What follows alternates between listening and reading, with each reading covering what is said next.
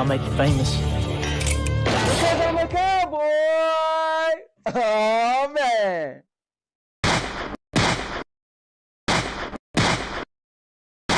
And now, your mama knows.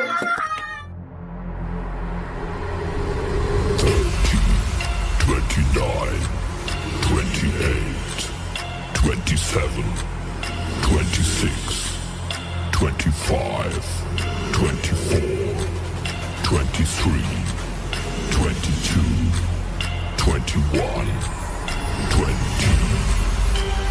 19, 18, 17, 16, 15, 14, 13, 12, 11, 10, 9, 8, 7, 6, 5, 4, 3, 2, 1, 0. What are you, fucking nuts?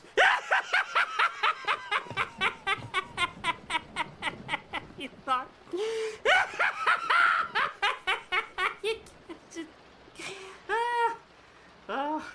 Subscribe to the most epic channel on YouTube for live streams every week. Daily videos. Subscribe. Bruce, unleash the baby god dragon.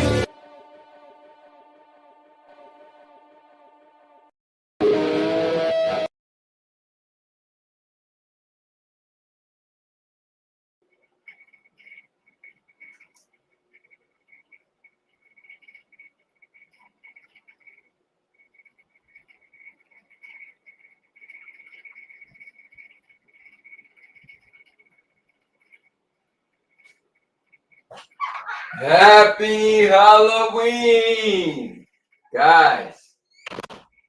Welcome to this haunted, spooky edition.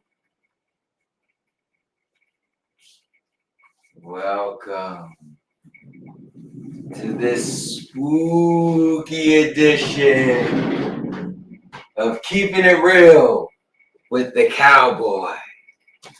Today, we are going to touch everything spooky. Guys, if you've been watching this channel for a while, you know that I'm a big fan of Halloween. I dress up every year, and I usually play Friday the 13th. Of course, that's delisted, and the servers are shut down. And I don't know. I just wanted to do something. So actually, FCAT thought of what if we did a kind of Halloween edition. It would have been this Tuesday, and we'd have talked about, the 3-Eye Atlas and all type of stuff, right? But then Xbox came out with that grand news of Halo going to PlayStation, and that just, ended the console wars. So we had to do that. So here we are today on Halloween, actually doing a Halloween episode. So no gaming today. unless it's spooky stuff. But we'll be getting into a lot of stuff. So I didn't go all out. I didn't wear my Jason costume. I didn't wear my Chucky costume. I'm just simply the butcher. So if you're new to the channel, I do gaming, vlogging, podcasts, movie reviews, product reviews. Every birthday, Christmas, Valentine's Day is on this channel. Even my honeymoon in Mexico swimming with sharks. So with that being said, we're just gonna have some fun. So I'm gonna grab a chair. I hope you guys grab a chair, and let's get into it. All right, I have a splitting headache, and it hurts. Ah,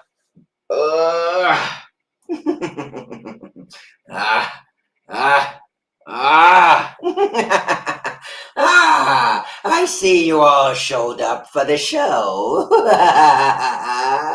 Well, today we're going to dine and feast on your entrails. We're going to talk everything spooky and wild. Oh, man, the hell. Ooh. All right. Anyways, let me get FCAT in here. And Neos, what's going on? What are you talking about? Why I gotta be evil? I didn't say anything evil. I didn't act evil, you know? What do you mean? But guys, coming in next is somebody who doesn't need a regular introduction. He needs his very own intro. My bad.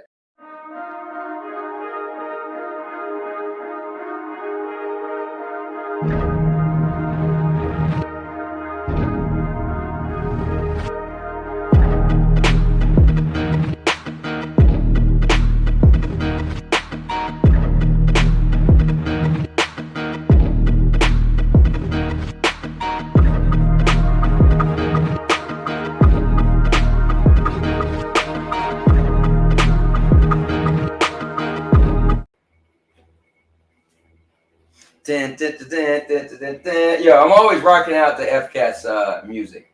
So guys, it's bringing none other than F the Cat. What's up, FCAT? What's going on?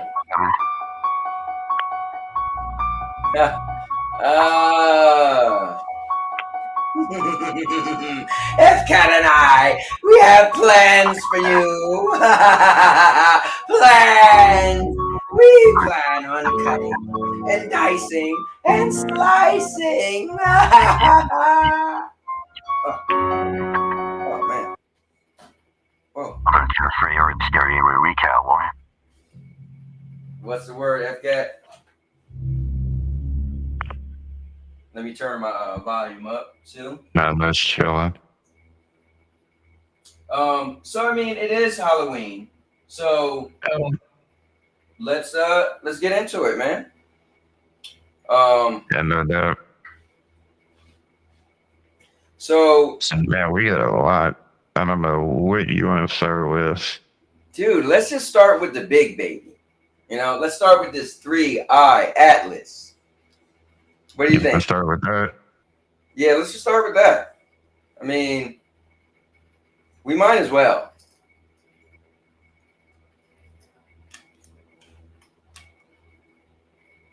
Okay. All right. So, you want me to pull up like the latest news on it that came out this morning? Yeah, let's do that. Okay.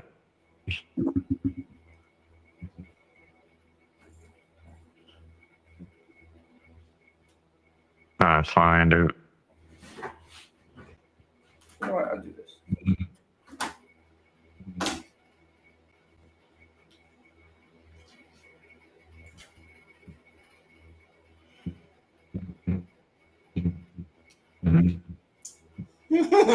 It takes Good.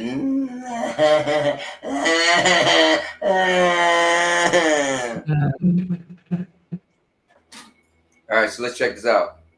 Thank you guys for popping in. I know it's Halloween. I know a lot of people are out trick-or-treating, but we just wanted to do a little something on actually Halloween.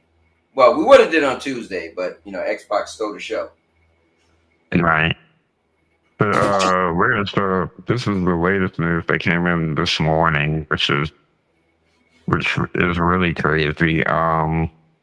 Apparently it accelerated, like a non-gravitational acceleration, and that kind of like proves that it's not natural. Okay, but who noticed that? Was it like, because NASA still isn't talking about it, right? NASA's still shut down. Right. So Yeah. I want to know if like that is that like concrete, because that would be crazy.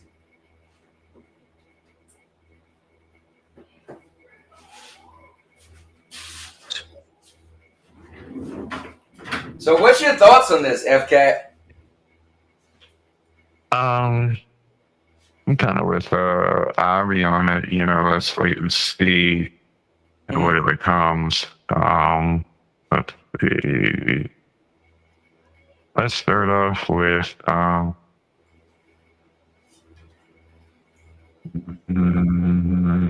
was you know, the crash tape. Okay, let's do it.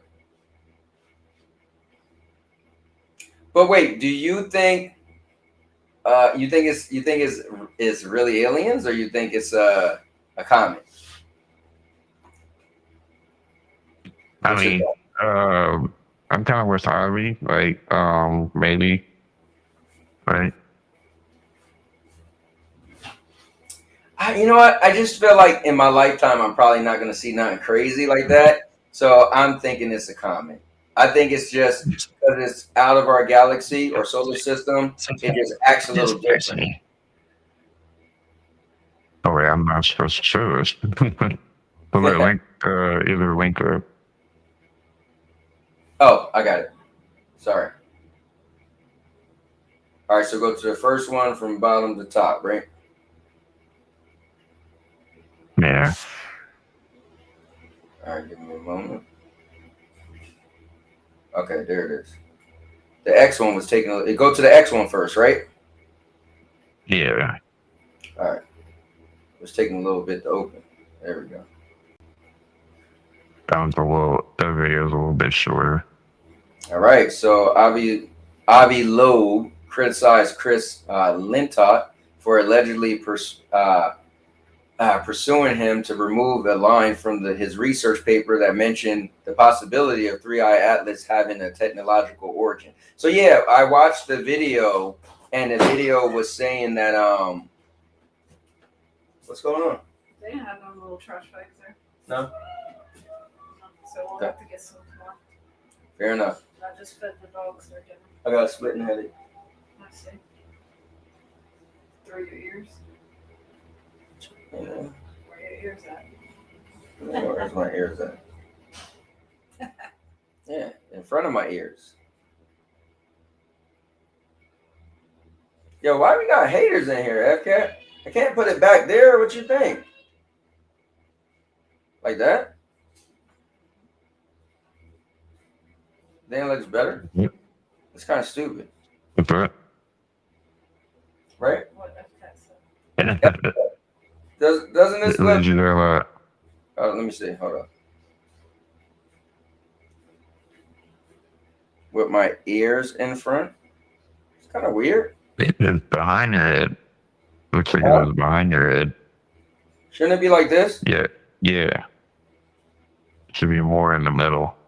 Right. Like this. Right. Well, hold up. So you don't really see that part. So you put that back. Yeah, there you go. Like, sorry, I said whoosh. All right, anyways, before I was really interrupted. So yeah, this is kind of crazy that I mean, I get it, right? The scientific community, they just want to make sure, like, okay, you ain't saying nothing crazy like it's aliens, but still, I get, you know, him being annoyed, you know.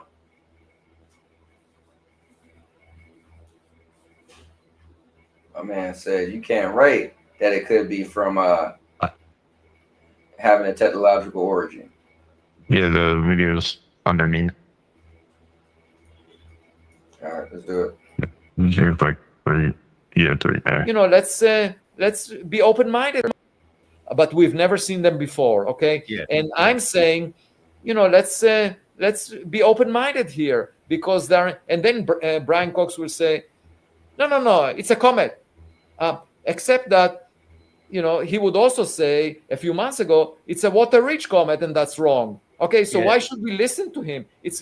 What he's saying is just completely irrelevant from the point of view.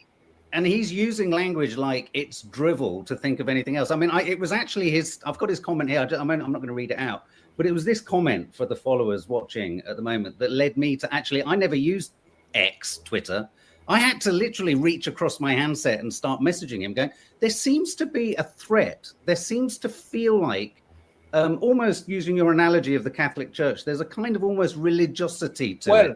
I can give you a better example than Brian Cox. There is another influencer in the UK called Chris Lintott. Right. And he happens to be the editor of an astrophysics journal. And he is the one that asked me to remove the last sentence in my paper. And then he went on to speak to the New York Post and said, anything other than a natural comet is nonsense or on stilts. Wow, yeah. So he used offensive language to talk about a possibility that is a completely legitimate option that we should all discuss. And if he has objections based on data, he should explain why the data rules out this possibility. At the time, he was saying that this comet is water rich, and obviously he was wrong about that. Okay, so you know, one should be humble because nature is more imaginative than we are. But when people are arrogant, and especially alpha males, you know, they can be very aggressive. The problem is when someone like him is an editor of a journal that dictates what you are. So we get the point. But yeah, I mean, listen, imagine if this thing was real, right? Like a real something, you know, an alien or something. Right. It would change everything, right? So maybe, you know, just to not make people not even think about it, you know, it's something people are doing. Yeah, that's what I was saying on our promo show yesterday. I was like, if we found out, like, a lot of things can change, like religion, for example. People start questioning things. Mostly Christianity. Right. As far as I know, the only religion that has any kind of ties or has to do with aliens is Scientology. In which case, if aliens do indeed come here, our only hope is Mr. Mission Impossible himself, Tom Cruise.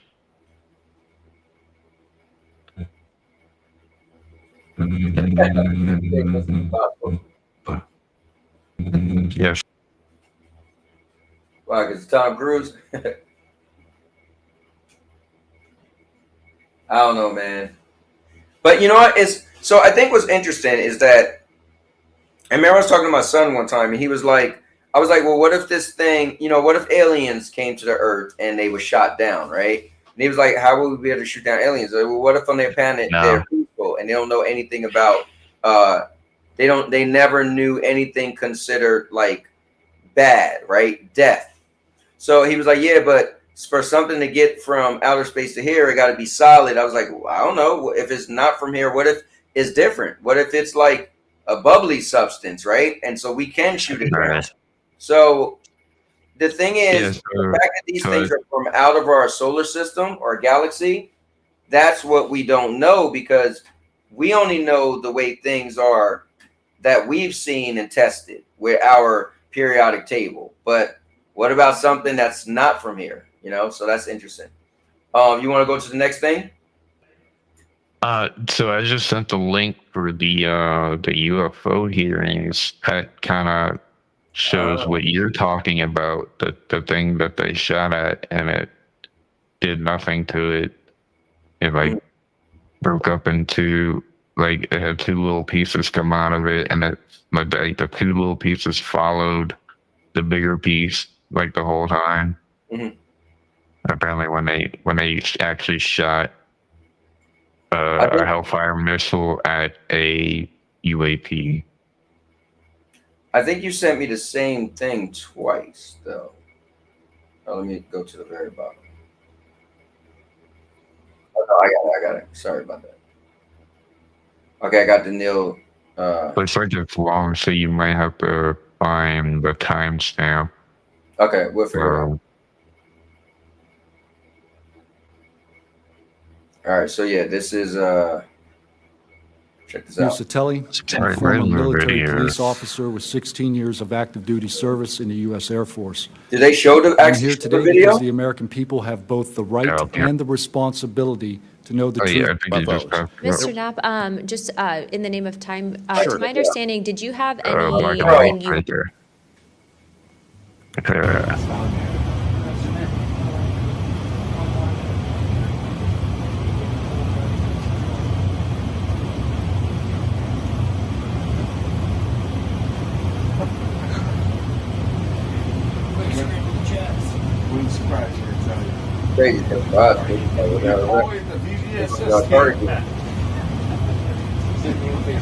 Like 22,000 feet.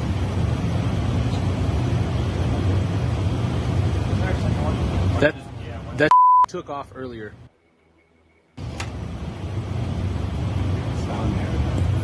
If we can get rid of the audio real quick.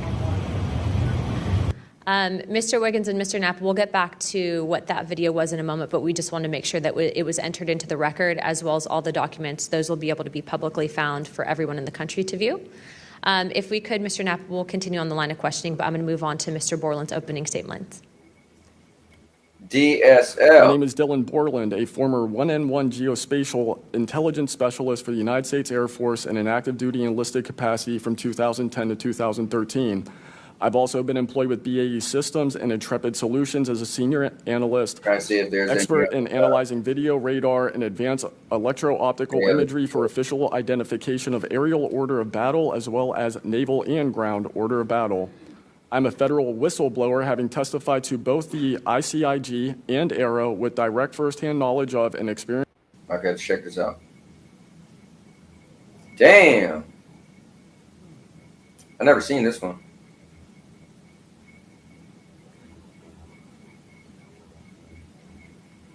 This is when it zoomed out, so you can still see it traveling.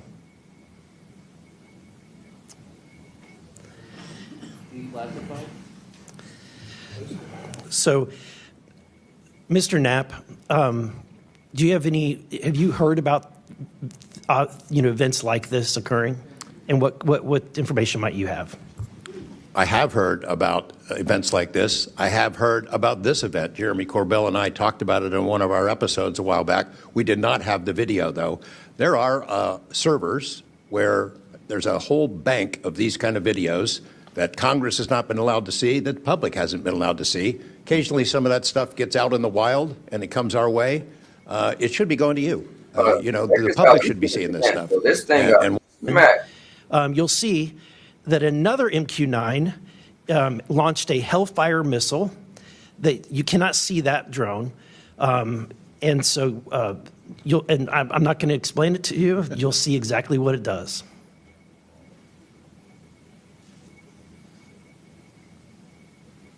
Guys, thanks for tuning in. We're discussing everything strange, everything spooky today.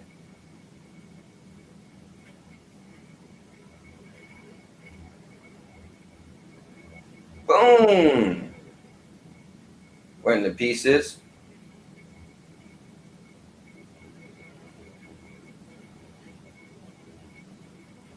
This is when it zoomed out, so you can still see it traveling. Wow. Let me see if they got anything else.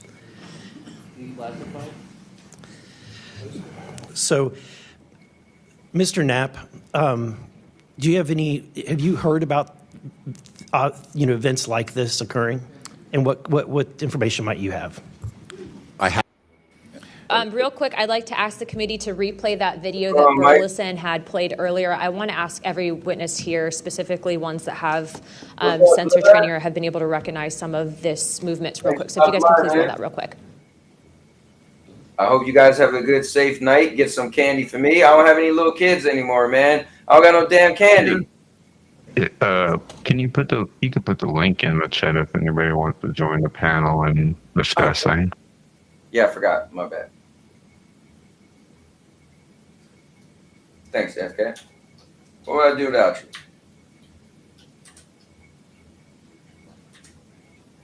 Okay, while this is still rolling, Mr. Nusatelli, real quick yes or no answers. Are you aware of anything in the government, United States government arsenal that can split a Hellfire missile like this? No. And do whatever blob thing it did and then keep going? Nothing? Nothing. All right, how about you, Chief Wiggins? Nothing to my knowledge, ma'am. Okay, and how about you, Mr. Borland? I prefer to answer that in a skiff. Okay. Does this video... So it's real quick, I'd like to ask the committee to replay that video that Burleson had played earlier. I want to ask every witness here, specifically ones that have sensor training or have been able to... So guys, right now we're currently looking at some UFO stuff. And Miss Luna, she's always in the news and stuff, but this is a UFO transparency hearing. But let me see this again. To recognize some of this movements real quick. So if you guys can please roll that real quick. Okay, so flying along.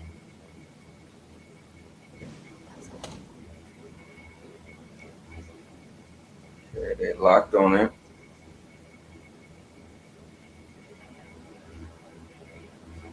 And the link at the top. Yeah, I'm gonna pin it. Wow. Okay, while this is still rolling, Mr. Nusatelli, real quick yes or no answers. Are you aware of anything in the government, United States government arsenal that can split a Hellfire missile like this? No. And do whatever blob thing it did and then keep going? Nothing? Nothing. All right, how about you, Chief Wiggins? Nothing to my knowledge, ma'am. Okay, and how about you, Mr. Borland? I prefer to answer that in a skiff. Okay, does this video scare you guys? Yes or no? Yes. Wiggins? Yes. Nat? I had a different reaction. I was really happy that it got out. Thanks for providing Curiosity that, kills the Congressman. cat. All right, Mr. Borland? Yes, for... Okay. All right, that is the end of my questioning. Chief, I was on a ship for a little bit. I was a gunner's mate on the USS Gettysburg for a couple of years. My question to you is, when you saw had your encounter and you saw it on the screen, Okay, I think that's the only. you were in the CIC, is that correct? Video. That's correct, on an LCS ship. Wow. The part he's talking about the triangle or whatever. Yeah. Where you saw the ship. Yeah. I think.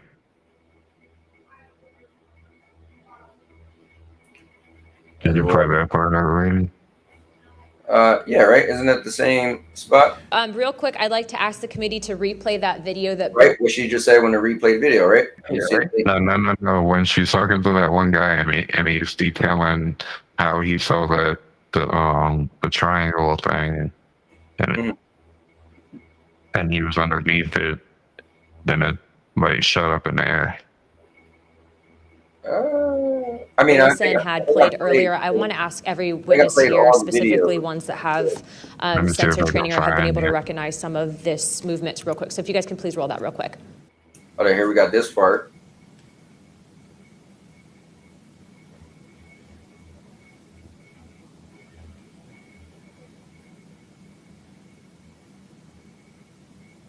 I think this part got to zoom out. What's going on, guys? Cherry Man Gaming. How's it going? Everybody, thanks for popping in. That's crazy right there. We're split that thing apart. It's timestamp 19 minutes. This is when it zoomed out. 19 minutes. You can still see it traveling. Check it out.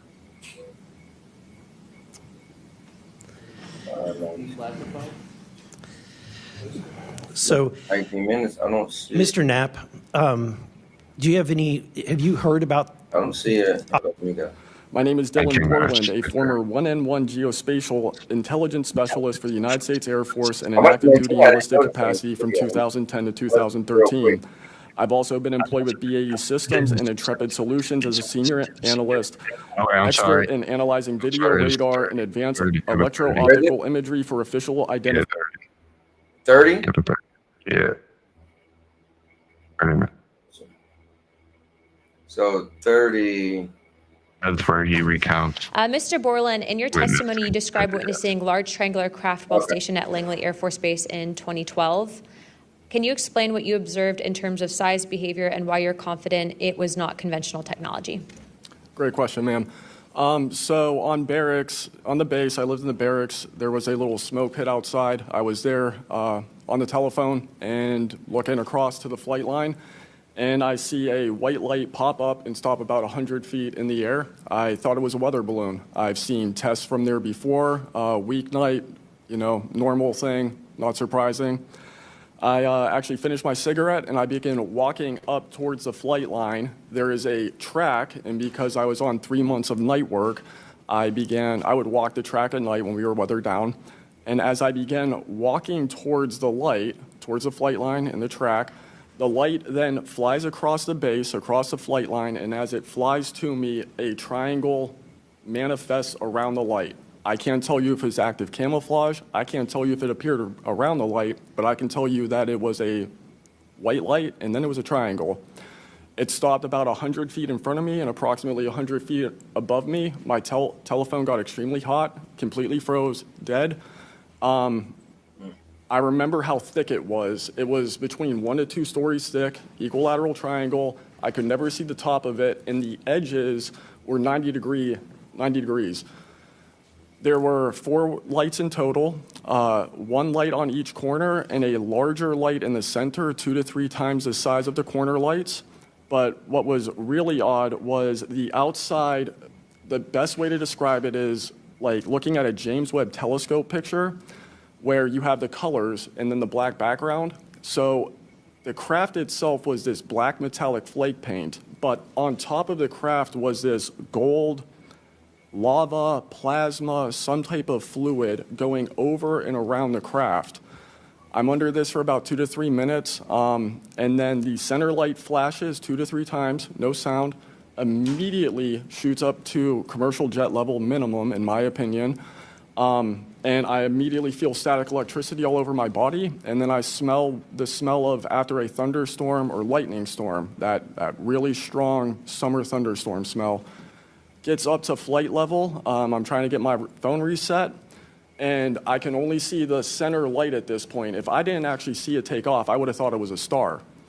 And then it hovers up there, and it begins to slowly move due east out over the Atlantic Ocean. I finally got my phone reset. The entire thing was about, from the time I saw the light pop up near the hangar until it took off out over the ocean, was about 15 minutes. And following up to that question, after you disclosed this information to the Intelligence Community Inspector General, you were subject to phishing attempts and job blacklisting. How widespread? So come on, bro. Your phone got nothing? Like nothing? Oh, man. Let me see. CNBC, scary stories. Yeah, this is kind of crazy, man, especially UFOs, which I truly believe is real. If any of you guys want to join the panel, the link is linked there, so you can jump on. You can pull up the first link I sent you. Yeah, the Neil? Yeah, Neil deGrasse. All right, let's do it. Talking about 3 Atlas. God.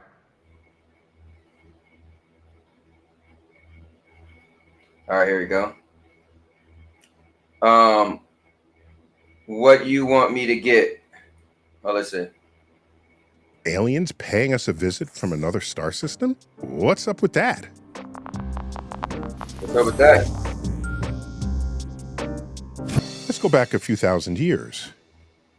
Consider that people tried to understand the world around them.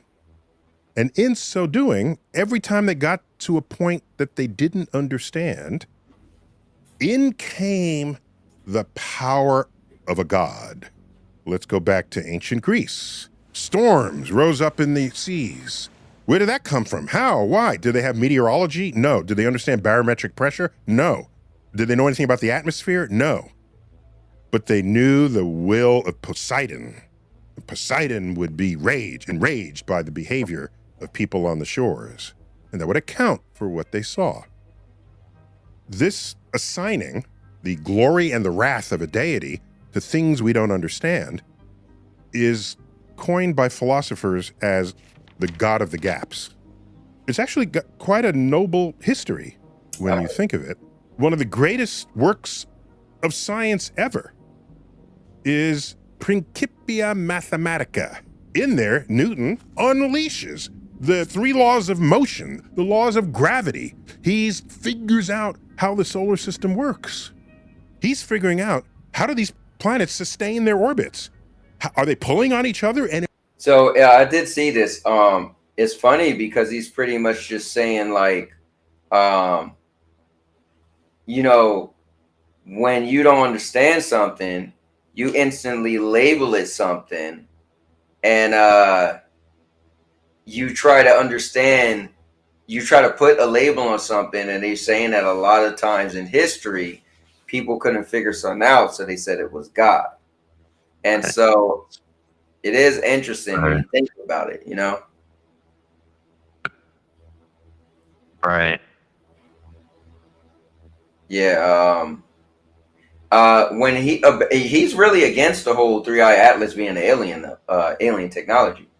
When I watched him talk about it, he's like, dude, it's just it's a comic. I mean, just find it. Yeah. It's in this one, right? Yeah. in what way and how? He figures all this out. But wait a minute. Every time Earth goes around the second half of the 20th century on into the 21st century, what happens? Well, we have Hollywood. Nothing better than a good sci-fi movie with aliens in it. And aliens, they're aliens, so they got better technology than us, better spaceships. They do stuff we can't do. It appears to me that we live in a time where God of the Gaps has been supplanted by Alien of the Gaps. I've had people come up to me and say, where did the pyramids come from? And I'm saying, well, I'm thinking the ancient Egyptians built it. How could they have possibly built that? That's too complicated. They must have gotten help from aliens. Alien of the Gaps. So this urge is strong. And I get it. And I feel it. And I want it to be true as well.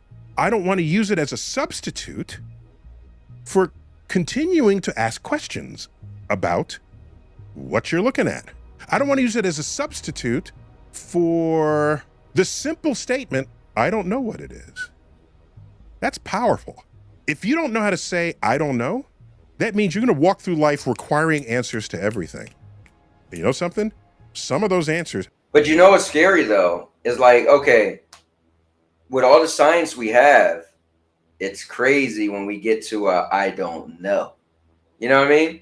Like for us to be, could figure out, tiny molecules and so, something past the galaxy and we just say we don't know. Also, when people always say we know more about space than the ocean, right? It's kind of like, do we say that just because we feel we physically haven't explored every inch of the ocean and maybe the possibility of this one area of the ocean, it could be some crazy creature or something? Or is it just like, that's just like, well, we just never been to every part of the ocean. So it is what it is.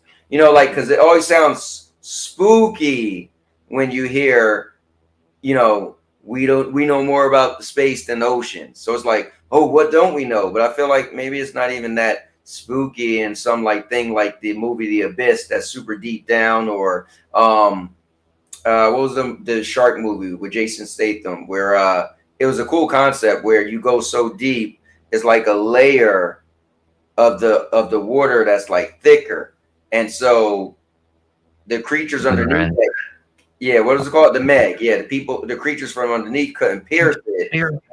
They pierced it. That was a cool concept. You remember Abyss? Where it was Yeah, aliens under the water? yeah, I said that. Yeah, I said that literally after that first. I said, like the Abyss. Right. Let's see. His conclusion. Okay, let me see. 940. Yeah, I wanted to see him talk about hold on, let me bring up a little bit when he mentioned discovered with telescopes in Hawaii. That's a Hawaiian word for first scout, basically. Yeah. So this that, as it came through the a solar, normal thing going on. Like now, we're getting these interstellar objects entering our solar. Like right. Like crazy now. Because now, what we have like 4 out there right now, other than 3-Eye Atlas. No, 3-Eye Atlas is the third one. No. That they have swans out there, lemon. They have this other one that they're looking at. Like there's a whole bunch of them. Since when? Actually, Swan caught up with 3-Eye Atlas. Well, when it went behind the sun, like they all came in together. Wait, there's really another meteor? Yeah, but it's not. They're not getting as much attention as 3-Eye Atlas is. I mean, well, 3-Eye Atlas is huge. Right. But, well, Swan's actually bigger, but what? Wait, yeah, hold up. Pull something up. Bigger. You gotta pull than 3-Eye Atlas. You gotta pull something up on that. But hold on, let me play this part. derive a new understanding of what an object can be as it moves from one star system to the next. It's easier for me to think this is a new kind of object that requires way more study than we've given it thus far, than to say, aliens did it. Aliens. Based on my read of history, and I do a lot of reading of history, I have a certain resistance to swapping out God of the Gaps and replacing it with Alien of the Gaps. That's just me. Regardless, in science, you always want more data. Always. You need more data. You want better data. You want different kinds of data, different kinds of telescopes. I just think the thing is, you know, with all we know, and of course we're going to know more in the future, but to not know something is kind of scary. This is what I was talking about right here. So they got women out there, which they already proved is indeed a comet. Wait, but is this coming from another solar system, just like 3-Eye Atlas? Yeah. These are all interstellar objects. Just like the Momma, Forest, 3-Eye Atlas. So here's one man. Wait, when did they do? When did this show up? This had to show up in together. Like as soon as 3-Eye Atlas came in, like they came in like right behind it. I know, but 3-Eye. What? I didn't hear anything about this. They caught up with it. It's crazy. They caught up with it. So here's Swan.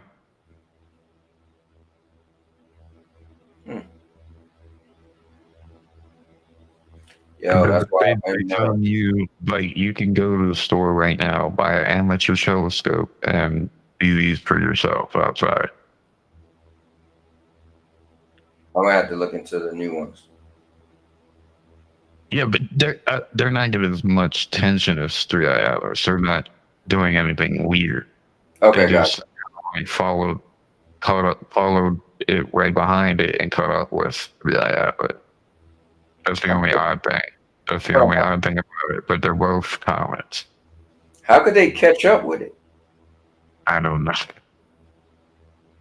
They caught up. Like, there's what happened. They caught up with it, and now they're like they're gonna converge, like all together. It's gonna be crazy. What? Yeah. It sounds crazy.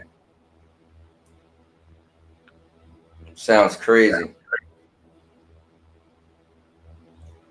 Wow. So that's wow. Okay, I don't know. Find a picture of them talking. Do you have a crazy story like of ghosts or something? Here we go. Here we go. I got it. Okay.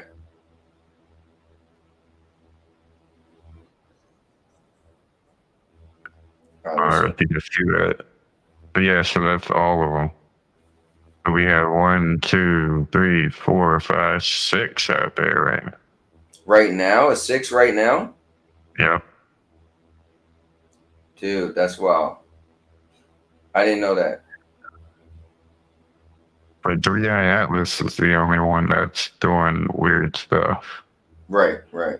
Nobody's worried about all these. I think it's still, so think of, it's been many years. The focus just on this if they're all converging together. Like, we should pay attention to all of it. Yeah, but it's been many years since we had 3i Atlas and more on the other one. So for us to get 3 more around the same time, isn't that crazy? Yeah. It's kind of wild. I heard Avi say he believes that maybe like somebody out there is like throwing these things at us. Well, yeah, I don't know. I don't know what to say about that one. I mean, dude, anything's anything, you know? Wow, this is crazy. I didn't even know. And basically they're all gonna converge like right on top of Earth. There's gonna be three of them. There's gonna be Atlas, Lemon, and Swan is gonna be like all converged together. I don't think any of them is going to hit Earth. I think I'll all fly right past, and I don't think it's going to. I'm thinking we're going to be like, well, that's gone. Guess we talk about something else. So wait for the next one. I don't think anything's crazy going to happen. I got a feeling, you know. And then plus, right? So they said. So this is the moment where 3i Atlas is supposed to be on the other side of the sun, right? Right. It already has fun right now. So so now we were able to see if it changed its trajectory, and all it did was speed up, right? Is what you said. One day I said it still has time. Because I feel like it I got a feeling it's just gonna like go past. I got a feeling it's not gonna get close. It's just gonna go right. It did sit behind the sun for a little minute. Like it kind of like did this breaking thing, and it kind of sat there for a little bit, but then it came back out early. I don't know, man. This is crazy. It sounds crazy. It does. Obviously, it might have like powered up behind the sun, but like the sun powered it up or fueled it up or something like that. It like for the turn he's talking about, like it can take that turn at any moment right now, but like as we getting closer into Thanksgiving and Christmas, that's when like it's really closest to us. We're gonna have aliens showing up for Christmas. So it can turn from now to Christmas, and like we have to be on watch from now to Christmas for this thing. I don't know, man. Let me play some of this. You floated the possibility that 3i Atlas is alien technology in order to distract us from the Epstein. Say that again. This is the interview with the chick from Big Bang Theory, Sheldon's girlfriend, and Big Bang Theory. Oh, okay. In files. My response to that is go to Amazon. That's Blossom, right? Yes. Yeah. In my day and age, Right now, and purchase a 0.5 meter telescope, because that would allow you to see the object in the sky. I cannot really fake it. It's not something I can create with a Jewish laser. Because it's so far away, it's like 4 times the Earth-Sun separation. And the Hubble Space Telescope, the Webb Telescope are looking at it in the context of 3i Atlas. This is the 3rd interstellar object discovered on July 1st, 2025. And what was special about it, first of all, the brightness was so large that if you were to assume it's a solid object, it had to have a diameter of 20 kilometers. That's bigger than Manhattan Island, twice as big as the asteroid that killed the dinosaurs. And it's just extremely rare. Okay, so I calculated, well, first of all, there should have been hundreds of thousands of Oumuamua-sized objects. That was just the size of a football field, 100 meters or so. But you heard what he said? This thing is bigger than the asteroid that killed the dinosaurs. Like twice as big. But I don't think even if it isn't aliens, like, should we worry about that? Even if it's not aliens. Well, I think the thing is, I think the thing is, I don't think it's. So I heard that what they said, like, if it was to hit the planet, it would be like in 2026, right? Like it's that far away, and at the speed it's going. But the solar system is so big, the space. I feel like it's probably gonna fly right past Earth. Probably by 2026 it'll be by Jupiter. It'll be going toward Jupiter if it passes us. Mm-hmm. Like I said earlier, like the closest it's gonna be to us is around Thanksgiving and Christmas. And then it will be past us. After that, yeah. If nothing happens Thanksgiving and Christmas, like, we're good. We're good. Well, I think we're gonna be good. Right? Let's see this. And there are many more small objects than big rocks. But more importantly, the interstellar space can deliver a rock of 20 kilometers at best once per 10,000 years. If you take all the rocky material, pack it into 20-kilometer rocks, once per 10,000 years you can get one to cross the inner solar system at the speed of 3i Atlas. And we saw it after 1 decade of surveying the sky. So that was unusual. And then more dramatically, the trajectory of this object is that... So, you know what's crazy? When I try to figure this out, so what he said was all the rocks that's in the sky, if they was the, it's takes so long for some of them to, I guess, merge together, get hit together, stuck together to form something that size. So that's why it would take that long. Right. And I think we're also saying is to be out of our solar system is so far away, it would take that long for something to even get close enough for us to see it. So it's kind of crazy because when you think of it, you try to think of the mathematical equations that they're coming up with to say this is why this can't happen, and this is why that can't happen, and this is why we won't see something for so long. So it's so crazy when you try to make sense of that part. So a good fact, comets usually break up and get destroyed when they go behind the sun. This thing completely survived it. So that's something to take into account. Or maybe because it's so big? I don't know. I don't know either. All right, hold on. It's exactly aligned with the plane in which the planets orbit the sun to within 5 degrees. And, that coincidence is 1 in 500 okay, for it to lie exactly in the plane, it means that along its path, it can come very close to several planets. In fact, it comes very close to Mars, Venus, and Jupiter. And it wouldn't be able to do that if it came at an angle.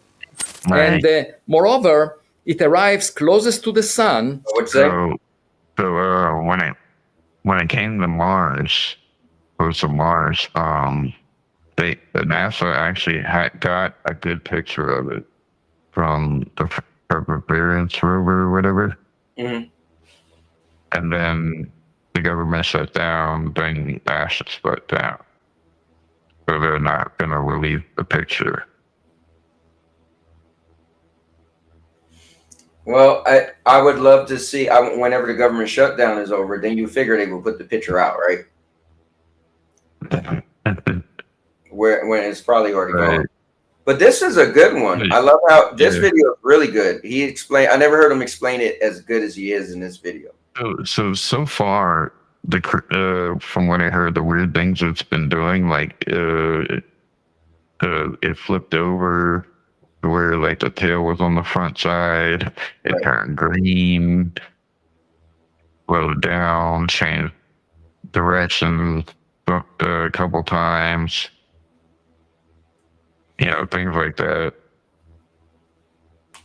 It flipped back over to where the tail was on the backside, almost like it was doing like a braking thing, like it was slowing itself down before it reached the sun, then flip over to speed up kind of maneuver. That's weird, and it can catch, the sun's gravitational force doing that, like I was saying, right? And it'll catch like this drift turn when we least expect it. Well, I mean, but that's the thing. Didn't you say it's already passed, came from behind the sun? So, right? That's the whole thing we were wondering. Like, when it's behind the sun, will it do something crazy? It did. It sat there and for like. Yeah, but didn't you say it was a day faster? Yeah, it came out a day faster. It sat there, then it came out a day faster. Like, that's weird. I don't know. I need to hear when they cover that part. Let me hear a little bit of this. When the Earth is on the opposite side of the sun, so we won't be able to observe it. And that's the best point to make a maneuver using the sun's gravity. Moreover, it came from a direction in the sky that is full of stars. It's the direction of the center of the Milky Way galaxy. And so I was a co-author of a paper that said, is 3i Atlas alien technology? And of course, if it is alien technology, you can't do the calculation of the mass in rocks in interstellar space because this object is targeting the inner solar system. And, it will pass closest to the sun on October 29th, 2025. I got a text message the other day from someone who said that he is trading options on the volatility of the market with an expiration date of October 29th in order to make money. And I immediately... What are you saying? There's people out there that's actually betting on the market to crash. Yeah, but now here's what's crazy. It is now October 31st. So the 29th has passed. And I think the market didn't crash. So yeah. Just saying. So it's funny to look at this after the fact. Oh, let me see. I mean, if it does indeed turn, like, and we find out that it does turn, like, that your bottom dollar, that's going to be the first sign you see where the market will crash. If it does, so at this point, it's kind of on its way away from us, right? So at this point, I feel like it's just going to keep going. It won't be away from us till, like I said, until after Christmas. Okay. There's a lot of time, right? That's what, 2 months? Right. Yeah. We'll see. Let me listen just a little bit. Thought, I don't know if there will be meaning to money if this object turns out to be technological after October 29th. If you want to take a vacation, take it before that date, because who knows what will happen. Now, it could be a mothership that releases mini probes, that they come to Earth. The Galileo project that I'm leading is looking for unidentified anomalous phenomena. This is a good one, though. I'm gonna have to watch this whole thing after. Maybe because it stopped and set up to where it came out a day early. Now the days are off. So now, you get me?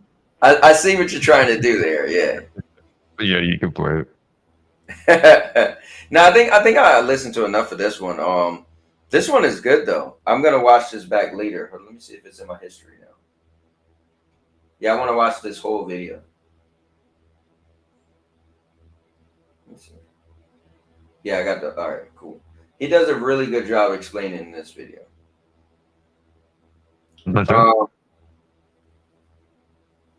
Wow. I don't know. I just don't think it's anything real, and I got a feeling it's gonna pass on by, and we'll be like, well, let's see what happens if the next thing come by. But I think the fact that that'll be the lucky thing, I guess.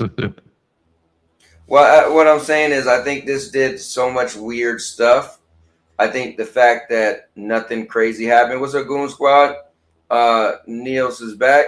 So, man, aliens and parallel Earths are a very interesting subject. Yeah, right. No, I think what's even interesting when people get into the whole parallel universe stuff. It's like, whoa. That's like on another level. Yeah, it's just a link. Apparently, Anna Luna is formally requesting massive release data on 3 iOS. I mean, we could just wait. It ain't gonna. Well, I mean, if it's real, then maybe we can't wait. But so Breaking Rep Anna Luna formally requests NASA release scientific data on 3 Atlas. That's crazy. My man Avi, look, he's trying to get stuff done.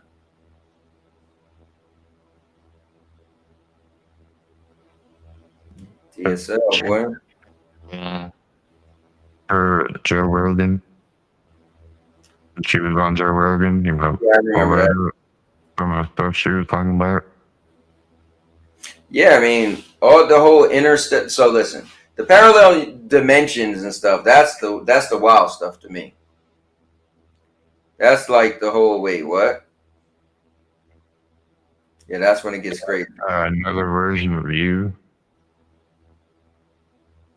Goon Kuzwa said, just wanted to pop in and show some love. I appreciate it, man. Thanks for popping in. I think I posted in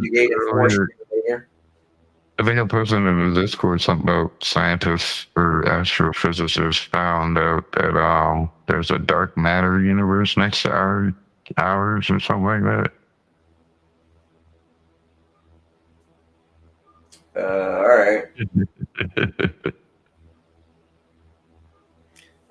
He said, like, imagine how freaky it would be to see some other version of your face, of you, I guess. Anybody can jump in the panel if y'all want to discuss Yeah. this. Yeah, it is open, so anybody can click on the link and join us. I know you probably don't want to join us and sound like you got the 10-4 hats on and sound crazy like us, but it is crazy, some of the stuff that we were talking about. But it's Halloween. It's Halloween. Today is a day that we will discuss nightmarish things. Man, so let me switch gears a little bit, man. We talked about aliens. I was talking to Nikki today. She was in the chat earlier. And let me pull up what she said. So she believes in ghosts, but she doesn't really believe in aliens. Oh. And what did she say? She said, that's a hot take. It really is. He said, in my opinion, I think people get too crazy with regards to aliens. I know we aren't alone in the universe, but I seriously doubt that they are here. So I wrote back to her and said, in my opinion, I think people get crazy with regards to ghosts. I know we aren't alone in the universe, but I seriously doubt they are here. I always like to mess with her because she heavily believes in ghosts, and I don't believe in either. I mean, I feel like it's possible. I think if you believe in ghosts, you would have to believe in the other. I feel the same way too. It's almost like the same thing. Yeah, I feel like why should ghosts be real and aliens not be real? Right. Like make that make sense. I want to, but need to shower and wash the dishes. I hear you, man. Listen, you always got an excuse. You're tired. You need to wash dishes. We already know you dirty, so you always got to shower. That don't matter. You know. Hey, that paranormal be feeling real. Yo, listen, dude. Look, you seen that video game coming out? Didn't you put the link in there? FCAT, the Paranormal Activity, gonna have a game. Yeah. That looks cool, actually.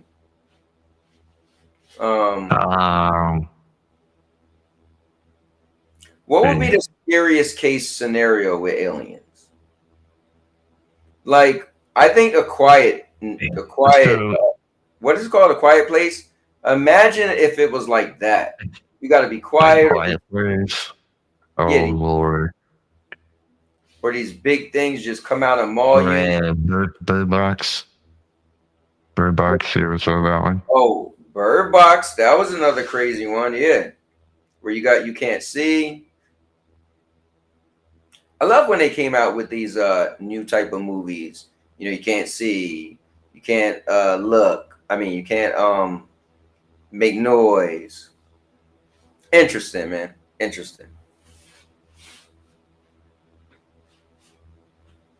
Let me see. Oh, Beanie. Beanie said cooties. I was fucking. No, that's a zombie movie. Cooties. Oh. Cooties are a zombie movie. Okay, I think I was discussing that with Purple yesterday. Or what you said. Oh, which one would be the worst case scenario? Yeah. That was like with 3-Eye Atlas, for example. Right? Okay. If it does indeed turn, and we do indeed find out it is, in fact, that, right, we would have to determine whether if it's something hostile. Dude, so let me ask you this. What do you think the government would do? If this thing start coming to the earth, do you think we would be planning on shooting it down? Like, that would be a conundrum. You would be like, they would try,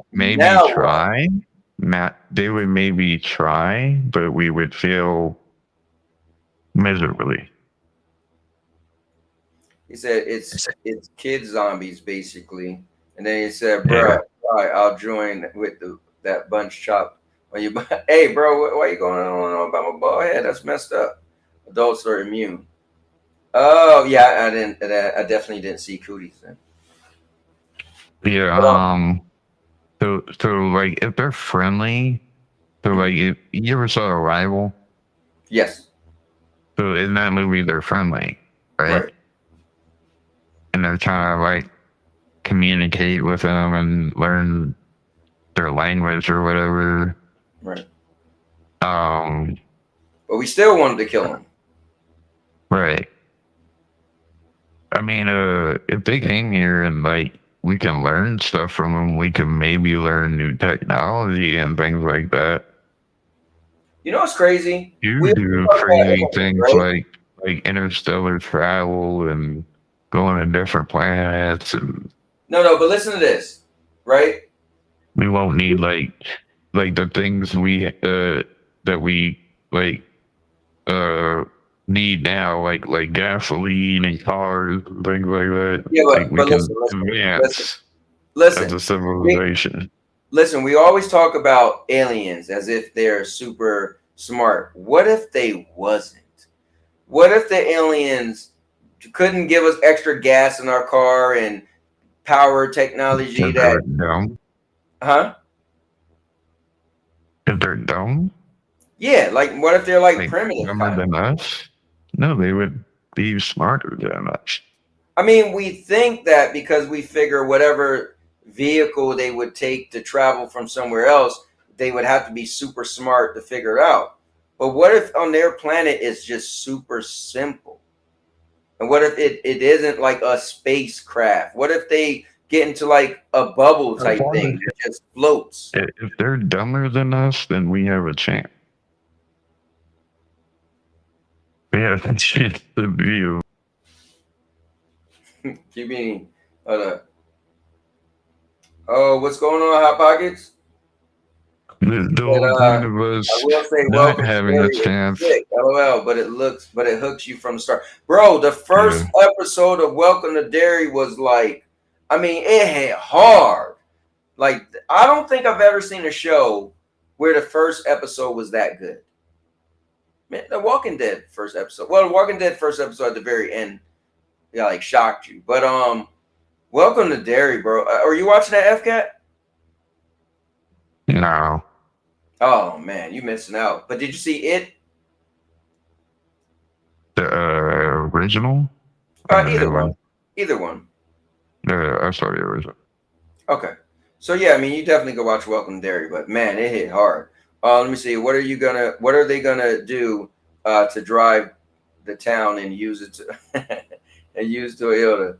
Let me see. Kibini said, I think it would be like War of the Worlds, where they attacked us, but then somehow they could not adapt to that right.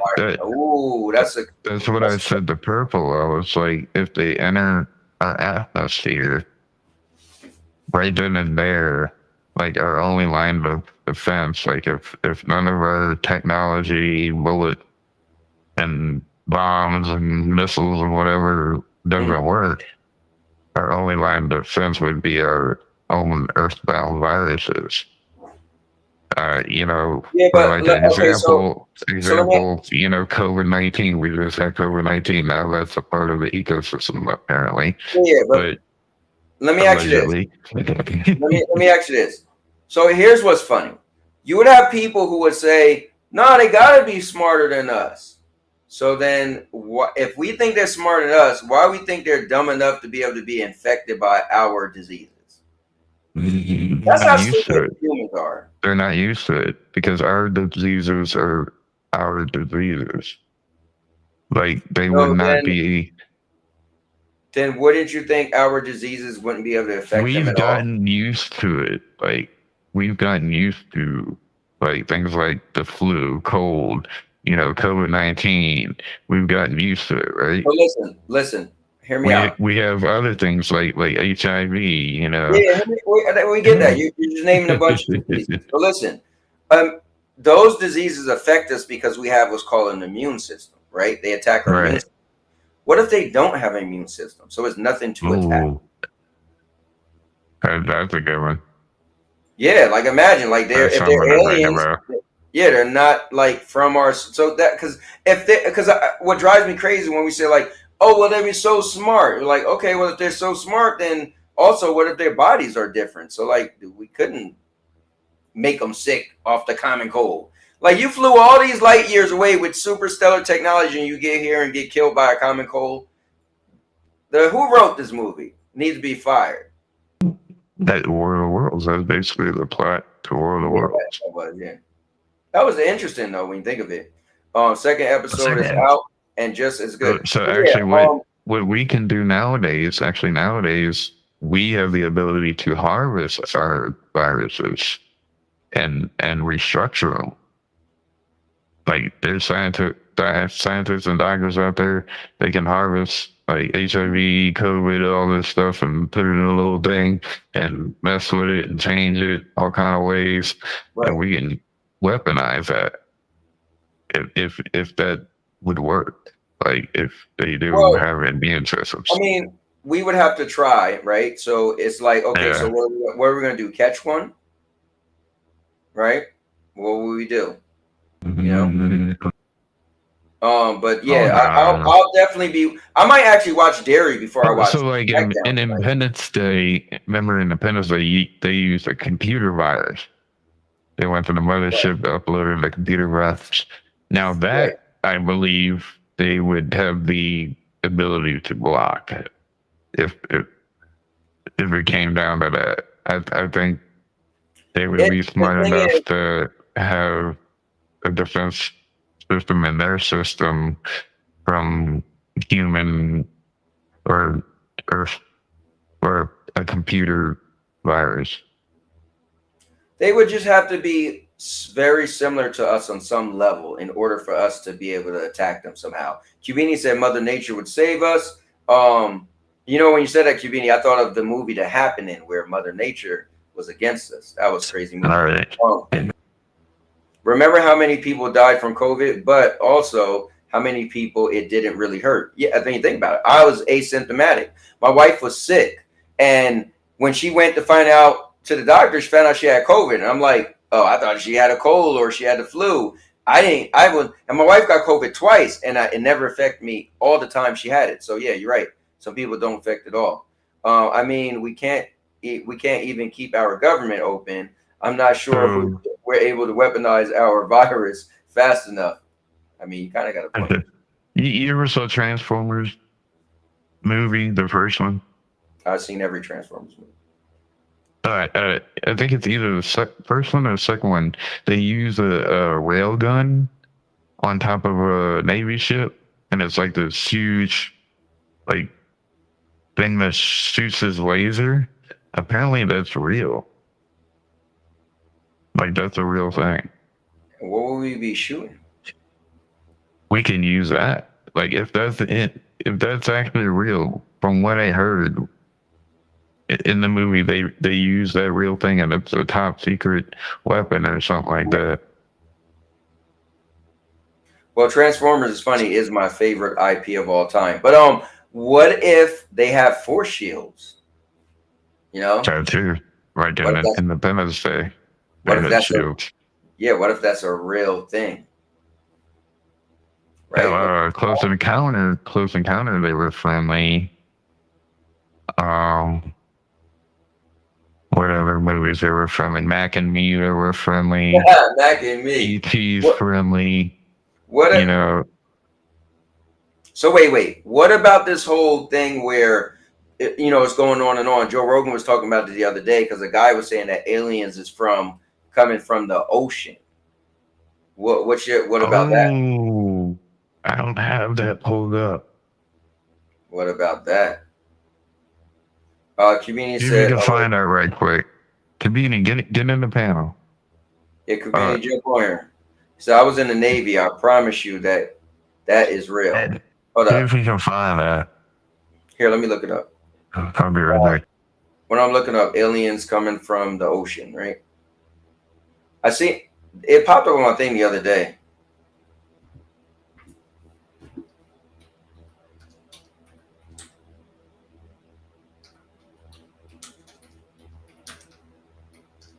Let's see. Joe Rogan thing should pop up first. No, so a Joe Rogan thing came up, which is 1 year ago. It says the most compelling underwater UFO proof. Wow, almost made me want to watch that. The best way to do it is to.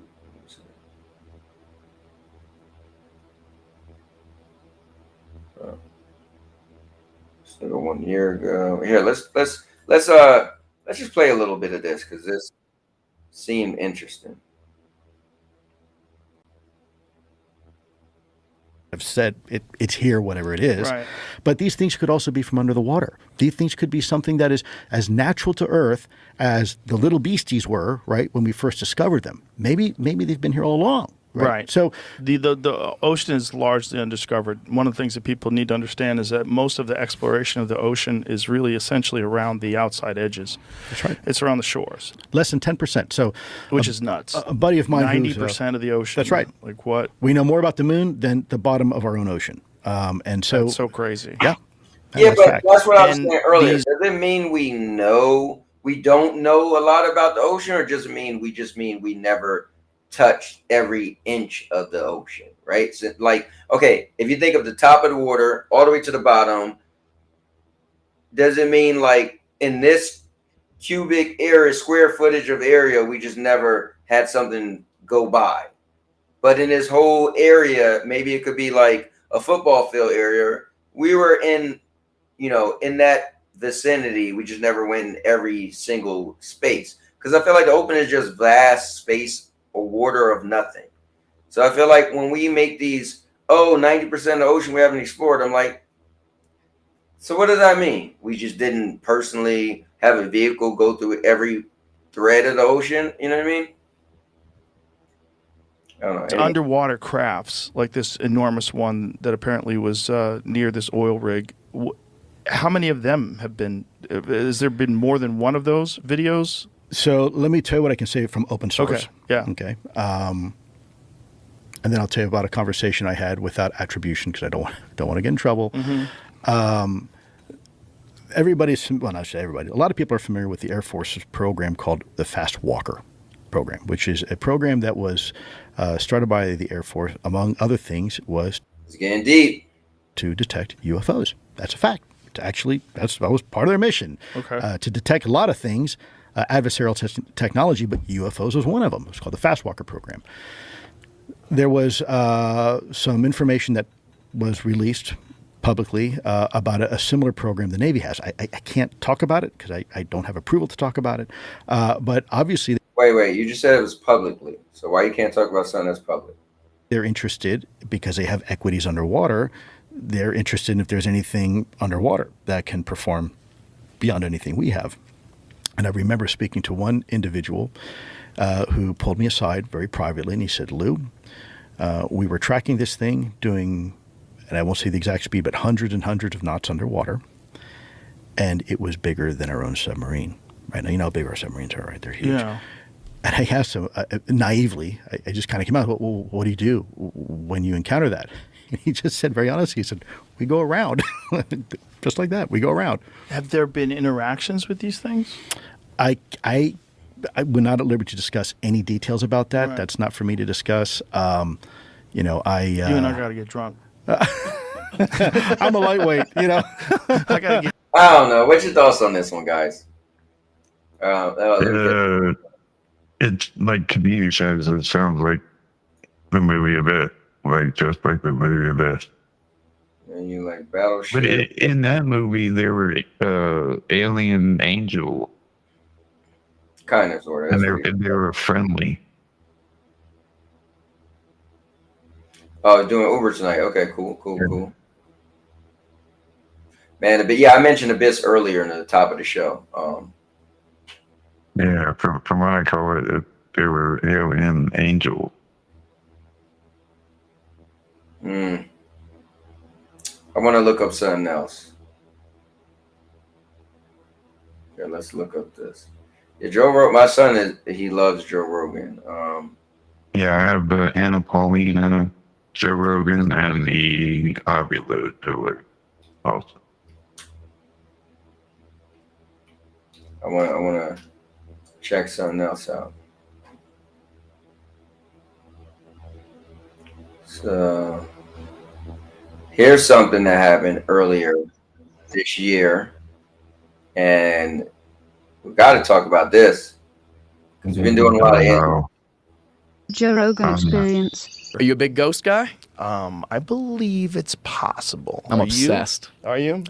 So really weird side hobby of mine. I go ghost hunting. I've been like around the world. Wow. Yeah, it's incredible. What have you experienced? Have you ever had like an absolute moment when you're like, oh my God, I'm in the presence of a poltergeist? Not. Oh, what's up? You ever watched Ghost Hunters with Taps or Ghost Adventures? I used to watch this stuff, but I used to watch it a lot. Hold on, let me say what's up. My guy Rock. I feel like it was fake. Hold up, my guy Rock is in the building. What's going on, Rock? Hope you're doing well as well. I actually wrote you on Discord. Not sure if you ever seen it, but I just was checking up on you.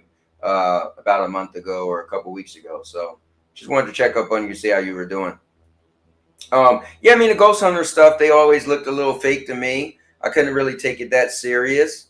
I think people want to find something, but what I often wonder is if our minds play tricks on us. If we've got so much information and theories of, you know, ghostly things, the little lights that could, the little spectrum, like it's just so much that I wonder if when we think we see something, we think we feel something, we think we hear something, is it a human hypnosis? Is it our minds playing tricks on us? Did we think something, but it really didn't happen? That's what I wondered. Sorry, bud, didn't see it. Was recovering from my OP. No, yeah. So when you came on here a while ago, and I was doing We Wrestle Wednesday, and you said you actually wasn't doing well. Yeah, you know, I was playing the game, so somebody told me, "Oh, Rock was on there," and I missed your comment. So I wanted to write you back and just, you know, check up on you and stuff. Yeah. Recently, I think Anna Paulina Luna, she was talking about the CIA just declassified information, right, showing that people have the ability to transcend like this universe or dimension or something remotely or something like that. Like remote viewing is a real thing. Like people can actually do it. People could do what? Remote view. Like astral projection, things like that. I mean, I've never seen anything like that. You know, I would love one day to kind of see that something is real. Oh, DJ Grom, what's going on? Happy Halloween, man. Thank you for the Halloween like. Here, let me play a little bit more of Matt Rife. Still not 1,000%. I've definitely witnessed things that I cannot for the life of me explain that have creeped me out. The timing has been impeccable. I've seen things move that there's just no fucking way that they've moved. I've gotten answers back on EVPs, but for me, it is one of those things I do need to see it. Isn't an EVP like a radio, though? No, EVP is just a recorder. It's a recorder. What's that radio thing? I'm sorry, then. What is the one where they like listen? There's a bunch of different names. My daughter's heavily into this shit. What does she watch? Heavily. Sam and Colby. You had them on, right? Yes. So great guys. So let me move this up a little bit. What Matt Rife says is he actually purchased. Well, not purchase. He actually owns the facility that holds all of the stuff from The Conjuring. So The Conjuring house. So he's in charge of it. So here, let me try to find it. Yeah. So my concern is like if you go into a place with a pre-existing knowledge of ghosts, like you think ghosts are here, you think ghosts are real, you have this thought in your mind. This is what I was talking about, what my feelings are. You maybe experience a ghost in this place that's haunted. You're at this elevated level of anticipation. Mm-hmm. You're probably really nervous and kind of freaked out, and your imagination starts firing up. Mm-hmm. And I'm not even saying that these people are lying or that they're seeing things that aren't there. I'm saying maybe you make things show up. Yeah. Maybe you see memories. Maybe you experience some horrible energy that existed in this spot 50 years ago, 100 years ago, that there's like ways you can tune into that. I could see that being possible, but to me, that's what's so exciting about it is like you go hoping for those solidified answers. You want to get outside. Yeah. Right? You don't want a wolf in the fire. It's a fucking wolf in the house. Yeah. Anytime you're in a contained area, your brain has this heightened sense of like, right? That is to ourselves, which I was so excited about because I love military stuff. I love history. I was so excited to go there and just witness it. And they sent me by myself on basically a game of hide and seek where I had to go find them in the ship somewhere after I want to know. Yeah, I think it's a good question. I think they should have to inform you because there's something about someone being murdered in a spot that freaks us out. Mm-hmm. And this is my question. How you knew the conjured house was haunted, right? So you go there with this feeling and this expectation. That's what I always wonder about these things. Like, how much of...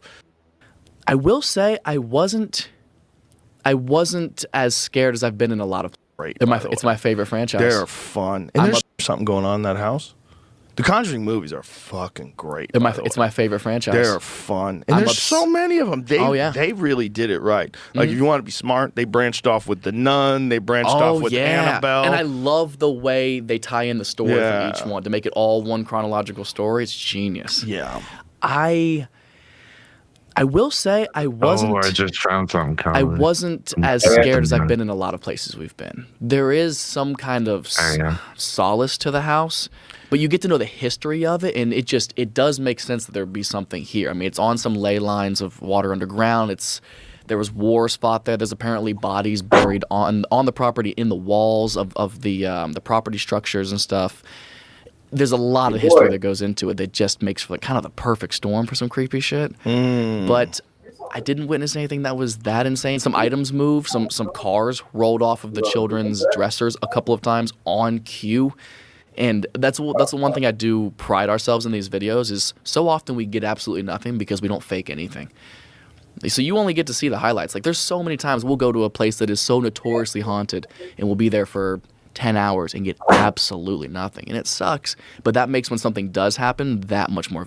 Sam and Colby. You had them on, right? Yes. So great guys. So what you were saying, FCAT? No, I was saying I found something AI. Ooh, that's another thing. AI is getting so good now. Just talking to it. Like, I talk to my Gemini a good amount of times now. I ask it a lot. Where I used to always go to Google to get something, I like to talk to Gemini and it talks back. So it feels really cool, you know? Have you ever asked it, like to explain, recent CIA declassified information, things like that? Declassified information? Yeah. I saw, I think it was a TikTok video, and she asked the AI something, and it was like, oh, here's some recent declassified information. I would just figure it would have been vetted to not be able to tell us anything classified, but let's check this out. No, declassified. Recently, they declassified a while ago. Oh, okay.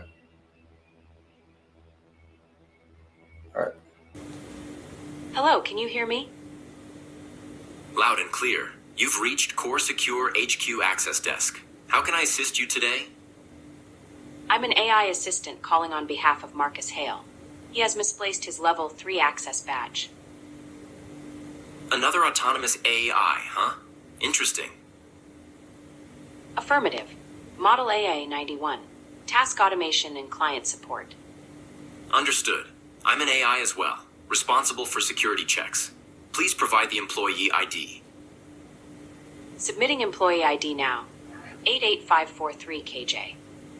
Processing. Cross-network request detected.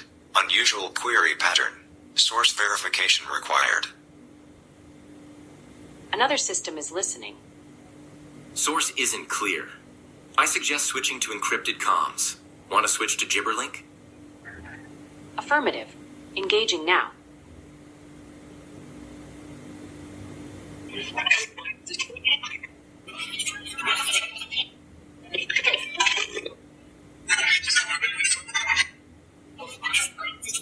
What?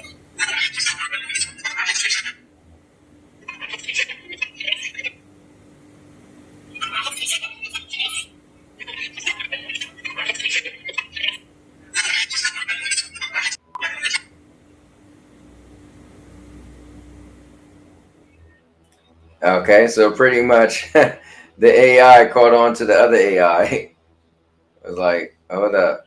Yeah, then they switched to a different language. It's kind of cool though. And then he switched to the same language.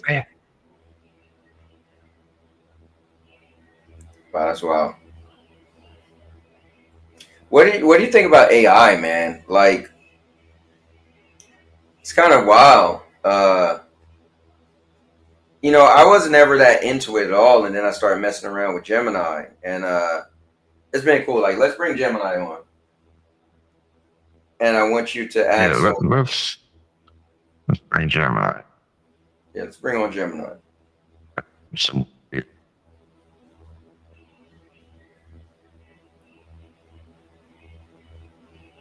ask him what is the secrets of the universe.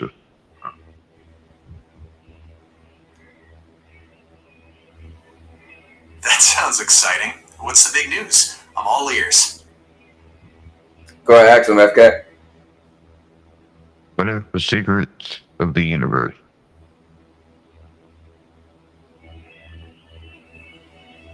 Gemini, FK asks you, what's the secrets of the universe? I cannot directly communicate with AI systems like that. However, I can give you my understanding of some of the universe's biggest mysteries. Would you like to hear that? Sure. All right, one of the big mysteries is the nature of dark energy and dark matter. We can't see them directly, but based on how they affect the galaxies we can see, scientists believe they make up a vast amount of the universe. What are your thoughts on that? I don't really know. I don't think too much about dark matter and all that stuff. But what's your thoughts on AI? That's a great question. I see AI as a tool that can amplify human potential. It can help with tasks that are repetitive, process large amounts of data, and even offer creative solutions. But just like any tool, it's how we use it that matters most. What are your thoughts on AI? Are there any particular aspects you're interested in? So I think what's weird is your voice changed. So your voice that I was using was called Orion, but now you sound similar, but like younger. So, and I can't figure out how to get your voice back to the way it was. I understand it can be a bit odd when a voice changes unexpectedly.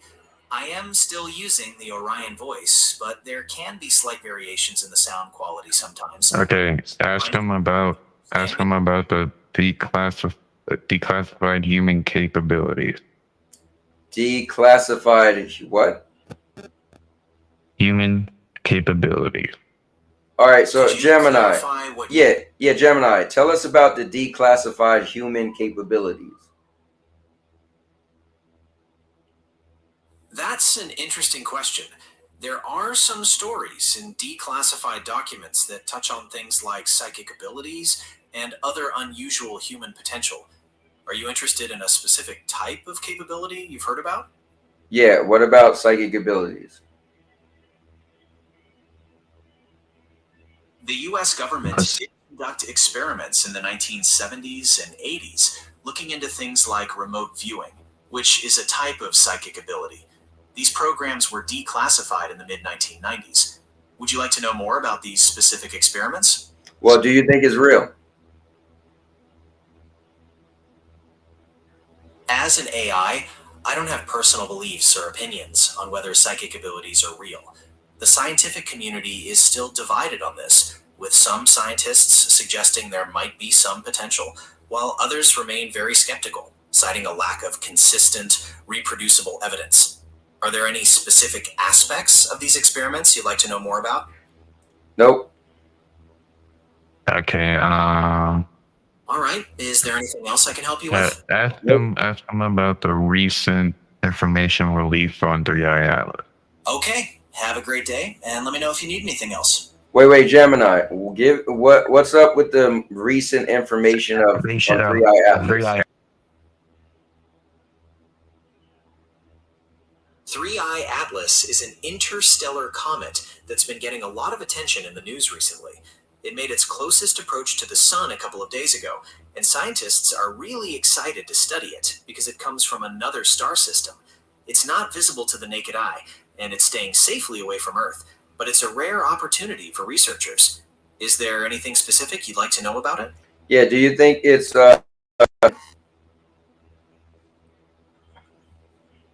That's a captivating thought.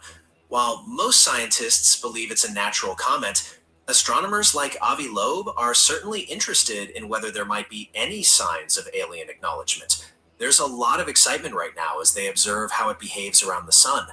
Are you leaning towards an alien explanation? No.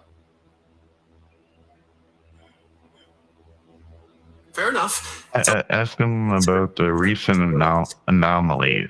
About the 3i comment. Atlas. Any other topic you'd like to chat about?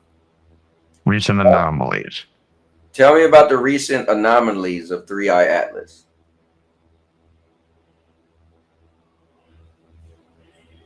Scientists have noticed several unusual things about 3i Atlas. For example, it's much larger than other interstellar objects we've seen, and its orbit is surprisingly close to the ecliptic plane of our solar system. Also, it showed a strange sunward jet, an anti-tail that differs from the behavior of typical comets. And its composition has an unusual nickel to cyanide ratio and very low water content. Would you like to know more about any of these anomalies? No, but I got a question for you. What do you think the probability is higher, that ghosts are real or aliens are real? That's a fun question. From a purely scientific perspective, the probability of aliens being real is generally considered higher, simply due to the immense size of the universe and the idea that life could arise under similar conditions elsewhere. Ghosts, on the other hand, fall more into the realm of the supernatural and aren't supported by scientific evidence. What are your thoughts on this? Do you think there's more evidence for one or the other? I'm not sure. What you was gonna ask it, FCAT? No. What do you want? What do you want? I don't know.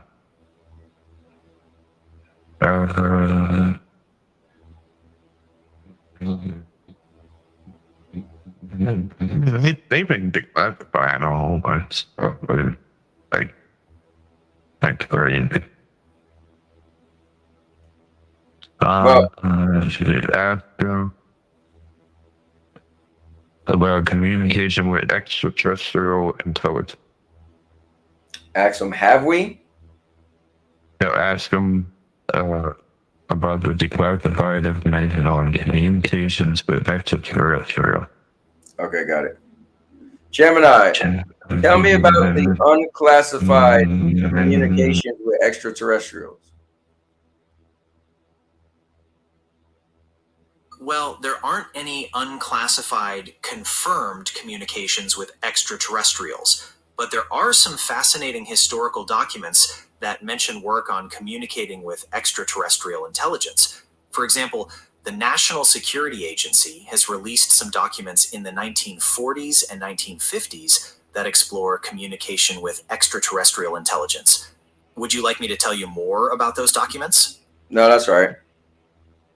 All right. Well, Gemini had a little spot on the show. What else? I feel like we didn't really go into ghosts. Or the Panama, I think, or the Pan. What thing? The Pan, the Venom. Oh yeah. That was actually cool. Here, let me you put that in the thing where we was talking, right? Hold up. Yeah, I think you had a video. That was from YouTube. Let's check it out.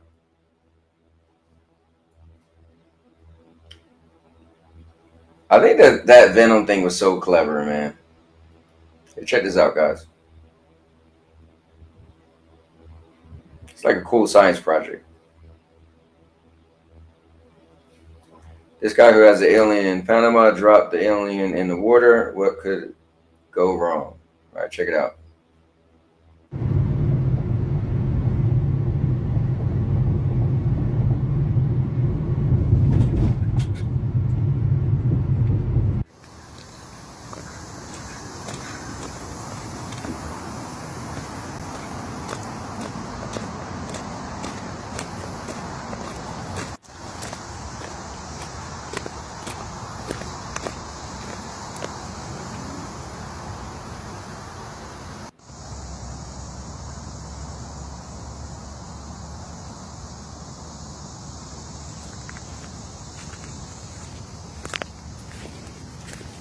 Guys, this was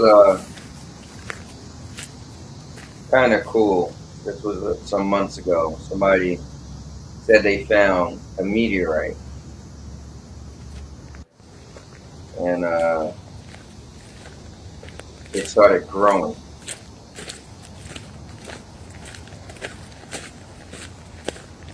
Pretty clever. Never seen all of this before.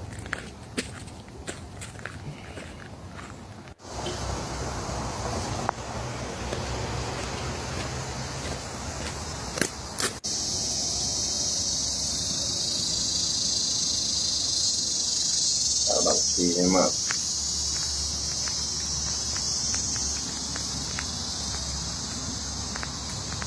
I think we just got tricked. Okay.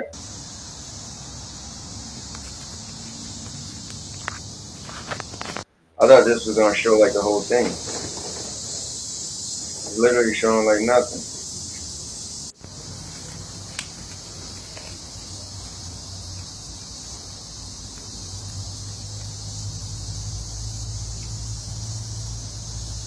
I want to watch like the actual video. Recapping it.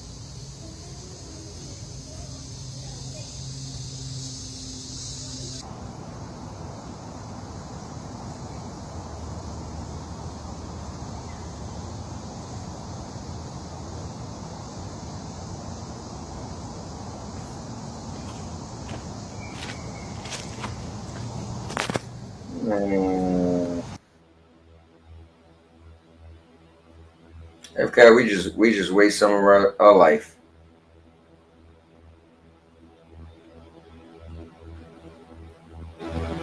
Let's see.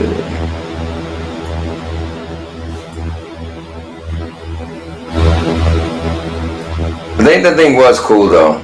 The guy who made the video of the alien. I thought maybe we would have had it on here. But it might be in shorts.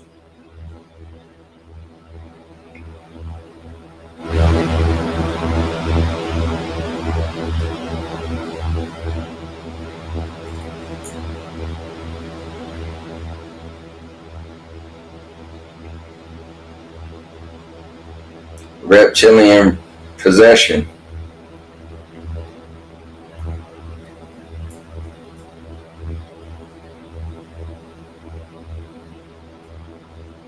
That's another thing.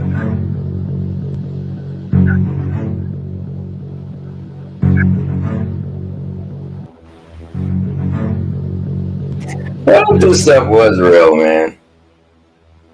I wonder if there's a lot of stuff that's out there. Whoa, what? Whoa, what? Whoa, what? I was trying to click on the other thing. Try to click on this.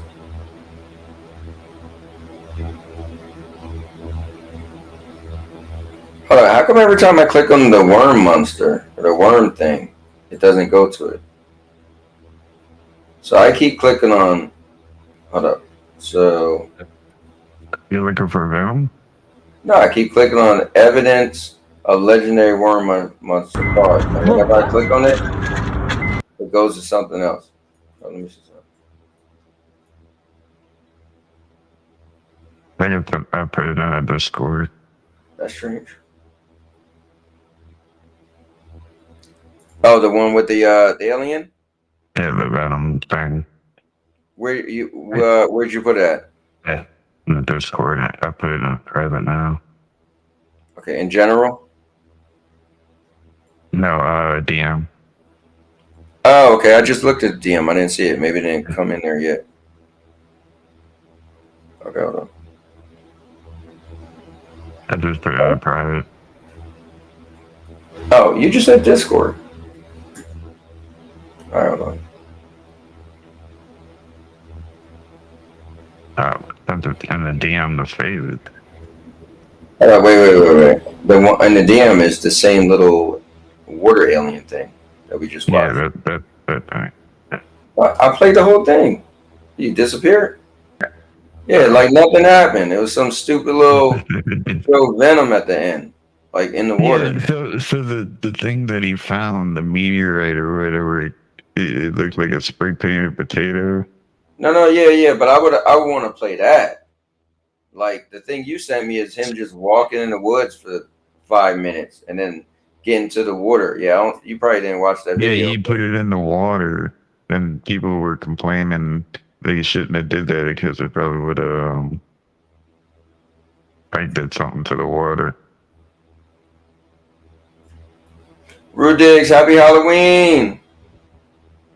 Cubini said, If anybody is "Feeling free, they vertical, can join the not too panel. pleasant."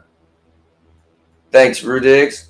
Usually I like dress up, but I don't know. We usually go like to a party or something, and so we're supposed to go to a party, and my wife had got this stuff, and it looked like I'm wearing a dress, but I was like, you know what? We never got to use it, so I was like, you know what? I'll just put it on. Usually I dress up as Jason or something like that because I'm playing the game, but no, FCAT, you don't have any other video of like when he made it like he was first found it and all that.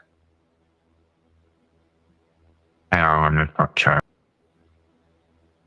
I know we had it on. I know it was on Twitter, but I was wondering if it would have been on YouTube. But anyway, it doesn't matter. Any of you guys got any ghost stories? Anything? And we probably could just end this in like the 9 minutes when it make it to 2-hour show. But it's been fun though. Happy Halloweens, everybody. I am going to watch Dairy because it's out already. And then my wife and I, we might stream a little bit of Little Nightmares later. And then I'll watch wrestling tonight or tomorrow and the pay-per-views tomorrow. But tomorrow we actually go into a haunted event, so that's going to be cool. And it's the blackout event, so they do it one night. There you go. I just sent it. Okay, so they do the blackout event, and it's going to be like pitch black. So that's going to be pretty cool. That's in the private. Yeah, I got it. I'm putting it up right now. TikToker who had a meteorite fall in his backyard? Well, things have gotten even. So you know the TikToker who had a meteorite fall in his backyard? Well, things have gotten even stranger. At first, it looked like just an odd rock, but within days, it began to grow. And the craziest part is that it wasn't getting any sunlight, water, or even air since he kept it locked away. The growth wouldn't stop, and eventually, the container he first used couldn't hold it anymore. He had to move it into a much bigger container just to keep it under control. But that wasn't the end of it. The strange object caused so much concern that he ended up being kicked out of his apartment in Panama. In his latest update, he revealed that he's now storing the meteorite in a freezer at his new place, hoping the cold will finally slow down its growth and reduce the risks. So you know the TikToker who had a meteorite? Dude, I thought that was clever, man. I gotta give him credit for that. Like, it looked like it could have been real, when they first put that information out there. The meteorite itself should have gave it away. That's literally a potato spray painted. That's funny though. That's a pretty small potato. I think they said the thing is made of like plaster and some kind of chemical that makes it like move. Right. Yeah, it's probably like what is toys back in the day? You would throw it in the water and they would grow and like it just kind of moves or whatever. But that was clever though. I thought it was a cool little thing going on the internet for a little bit. Yeah, well, you got any plans for today, FCAT? So I have one more, and this is here is. Okay. We had to bring this up because this is also a thing on the other side of the spectrum of 3i Atlas. Let's do it. All right. Your government now wants you to know one truth, and that truth is that UFOs are real. They've already done told you. Sometimes when you want somebody to know a truth, it's so you can set them up to believe a lie, and that's coming. I have zero doubt That lie's coming. What is the lie? Specifically, you want me to say it right now, for real? Real? On camera. To be put in the show? Yes. Okay. Problem with that. If we tell the lie before it's told, they can adapt. That wouldn't be wise. I'll tell you privately, but I would really think about if you want to put this in your show. For real. That's a real thing I'm telling you. So will you think about it before putting it in your show? Absolutely. Okay. So UFOs are real, and they've been here a long time, and that's the truth. But the lie is coming. All indications, like all of them, is that that lie is going to be that there is a craft slowly making its way to us here on Earth. And that is the lie they're going to want you to believe. It's nuanced, how they explain that, the nature of that threat. But that 100% is the lie you are going to be told. You even got a date. People have been whispering a date for a long time now. I know where that lie comes from. I know specifically what document from the 70s initiated the idea of that lie. A classified document. That is the lie you will be told. You're going to be told that there is a craft on its way to Earth. That's the lie. Maybe I'm wrong. I hope I'm wrong. I sent you 2 texts today with a year. Not from me. Nope. I'm not going to propagate that lie. Not going to be part of it. Not going to say it to the camera. Everybody knows. Just start paying attention. And they'll change the date, especially if they see this. Things will change. Because maybe I'm trustworthy. Maybe I'm worthy of your trust. Maybe I've told you the truth the whole way through it. Now you can verify it. If that's the case, then I'm fucking dangerous. Your government now... Man, he said nothing. But this is Project Bluebeam. This is called Project Bluebeam. That's what they call it. And it's basically a government psyop thing for the government to take control, kind of like what they did with COVID. This thing, it's like super, like deep state pinwheel kind of stuff. Right. I mean, basically what they're saying is like, if there's aliens coming, if there's aliens coming, all the nations in the world are gonna, gather together and be all hero and, save everybody and everybody be like all happy. But then they're gonna want to take control and create like a one world order kind of thing. So here's my thing. If it is a one world order, what do they get out of it? Is it just you get, because think about it. We only got so many years on this earth, right? So when you start to think about, okay, you'll change the whole society for the world, but what do you get out of it? A lot of the people are older. Let's say our president, right? He's in his 70s already, right? My man got like 10 years before he died. Like, come on. So like, you gonna change the whole world for like 10 years of life you got left? Like, that doesn't make sense when I think about it. Are you gonna change the world so your family can live rich until they die? Like, I don't know. I just feel like the stakes, whatever you get out of something, isn't that big. You know what I mean? But Ron Flusher's in the building. We gotta acknowledge Ron. Put your ones up. All right, Ron. Yeah, I don't know. Interesting though. They believe the aliens are gonna come, but they're gonna be like holograms or something like that. Yeah, I don't know. I didn't hear that. I mean, listen. I feel like if we're talking about aliens, what sounds crazier, the Atlas being aliens or the fact or that? Right. That's the case. Well, I feel like he didn't say nothing though. He said they're going to tell you this lie, but Right. like I don't even know what I don't even. I watched that thing. I don't even know Hearing what it he's right talking about. now. We're hearing it right now. Alvy Lowe out there saying this might be an alien craft coming to Right. Earth. Right, 40% chance.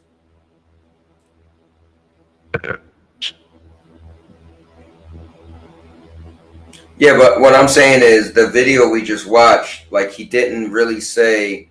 It was like a riddle. Like, what was I supposed to get out of that? I could try to find the others out of it.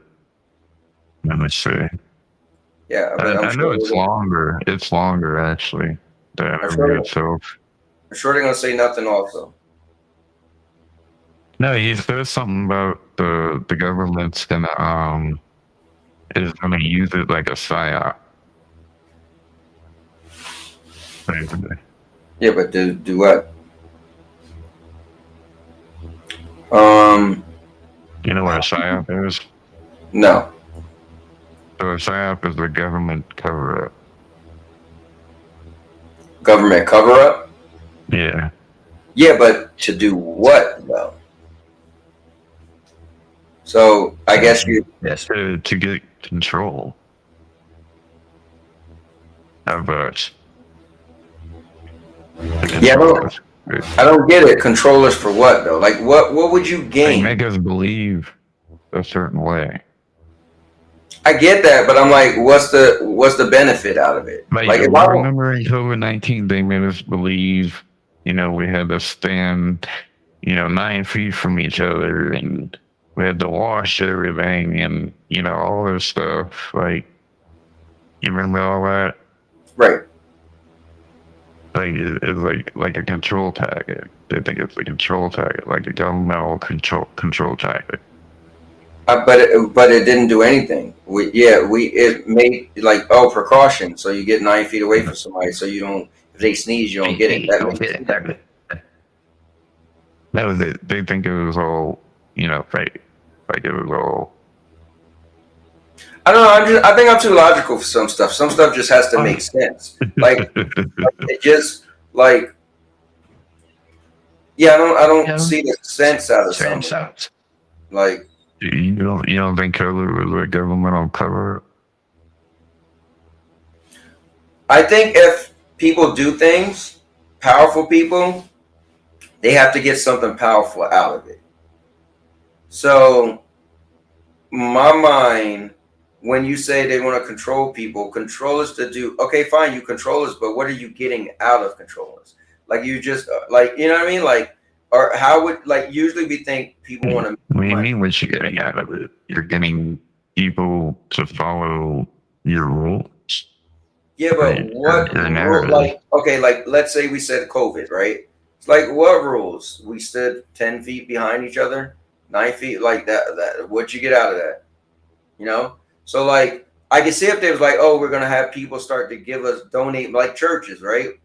This kind of sound bad, but you go to church and you donate money, so somebody's making money off of people, right? It's like, oh, what? Like, I would figure the master plan would be somehow to get, like you don't think, like, here's a crazy thought. You don't think the government was there or involved with the Bible, like when that was written or put together? I think if the government got involved with the Bible, it was to stop us from chaos. I think having people afraid of an imaginary God probably was to be a benefit to society. I think people was like, listen, if you look at the Romans and people were just having sex with everybody and it was just wild and crazy, and like, we can't let the world keep going on like that. So we need something to make people afraid to be wild and crazy. Exactly. That's the same thing what I'm saying here. Like the Project Blue Beam thing. That's the same thing. They're trying to scare you to believe a certain way, and this is how you have to believe and live now. I don't know. I guess I could see that. That's crazy deep talk. I don't see what. Maybe they'll do that. So, like, I don't know. We're too far where we are in life. It's like, okay, It's aliens about came control up. over us. So, It's all about control over us. That's yeah, what but they're getting out of it. I don't know. I mean, I guess it's just an up in the air conversation, but it would have to be like, so it would have to be, you have to put it out there. Well, they would be able to make people do this or do this. But right now it's like, okay, they're going to control, they're going to say, we stopped aliens and saved y'all. Now you need to give 4% of what you own. I mean, in reality, Kelly, we should have ultimate free will. But we don't.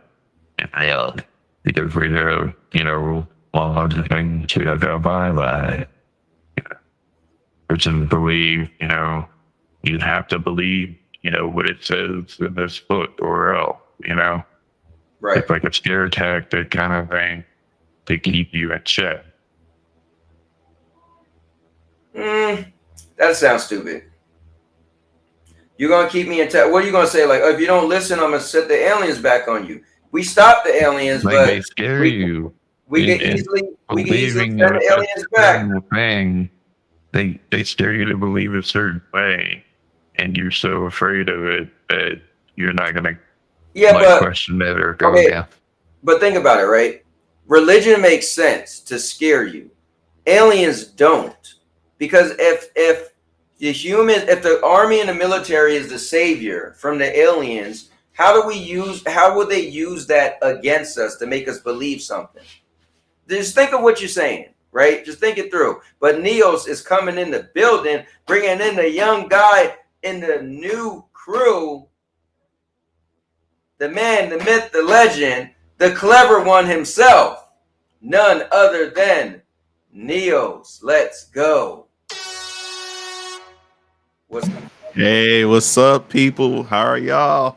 Man, we are rabbit holing is what we're doing. I hear. Yeah, right now we're in the super trenches of the tinfoil hat. But do me a favor and explain to Neos what you're saying, because is it just me that's not getting this? Because I don't know if Neos, because you don't understand what a psyop is. I don't know, Neos. I mean, yeah, but you explained it already. You said it's a government cover up. Yeah, what I'm saying is, yeah. So let me explain it. So FCAT showed us this video of a guy that said the government, whenever they tell you a lie, I don't even know what was the opposite of the lie. Whenever they tell you a lie, it's the truth. Like he didn't really. It was, I don't know. So whenever the government tell you a lie, is really some truth.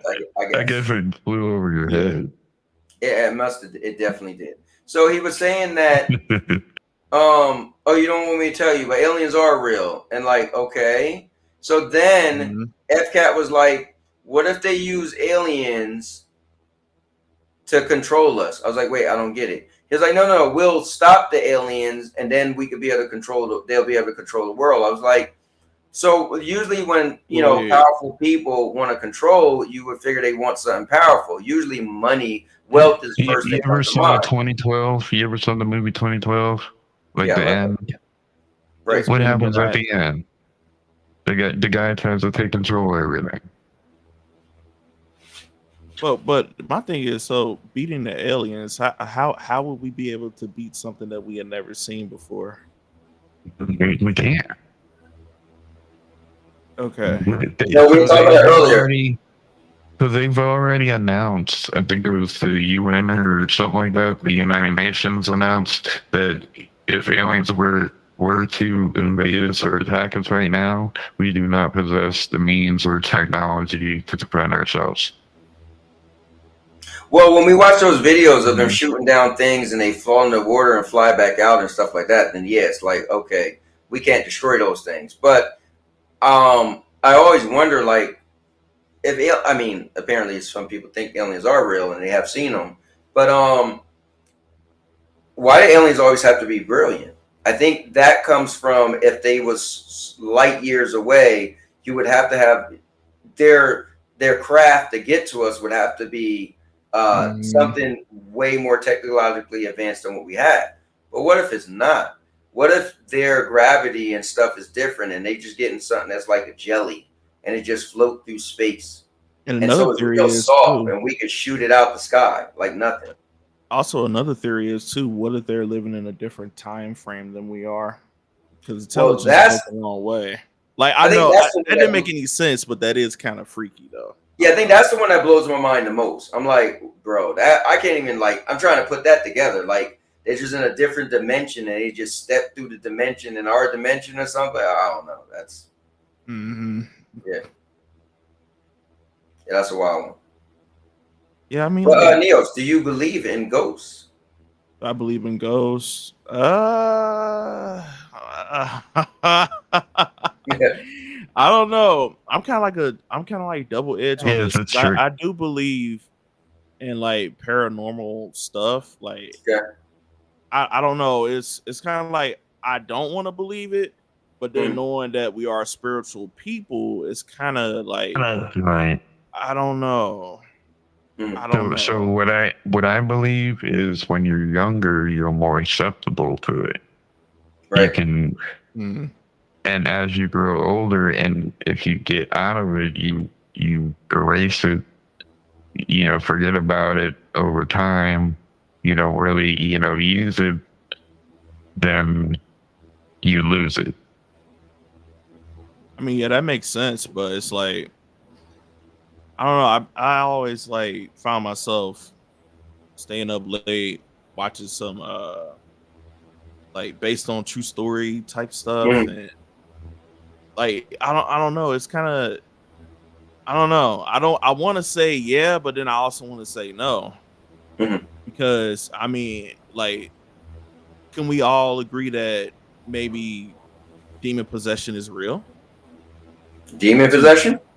Yeah. Like maybe people don't have control over stuff or their thoughts or something.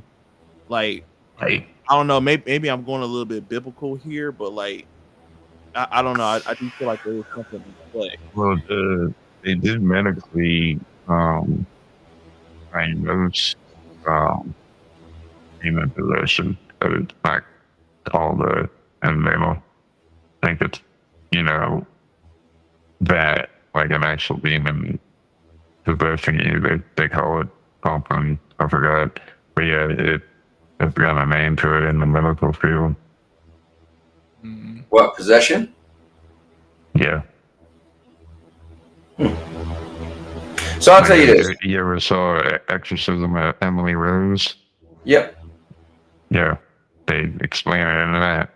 Like, yeah, I have. Well, they scientifically in Emily Rose, they had a scientific explanation that she was pretty much in psychosis. Right. They didn't say she actually was demonically. That's a medical way. Correct.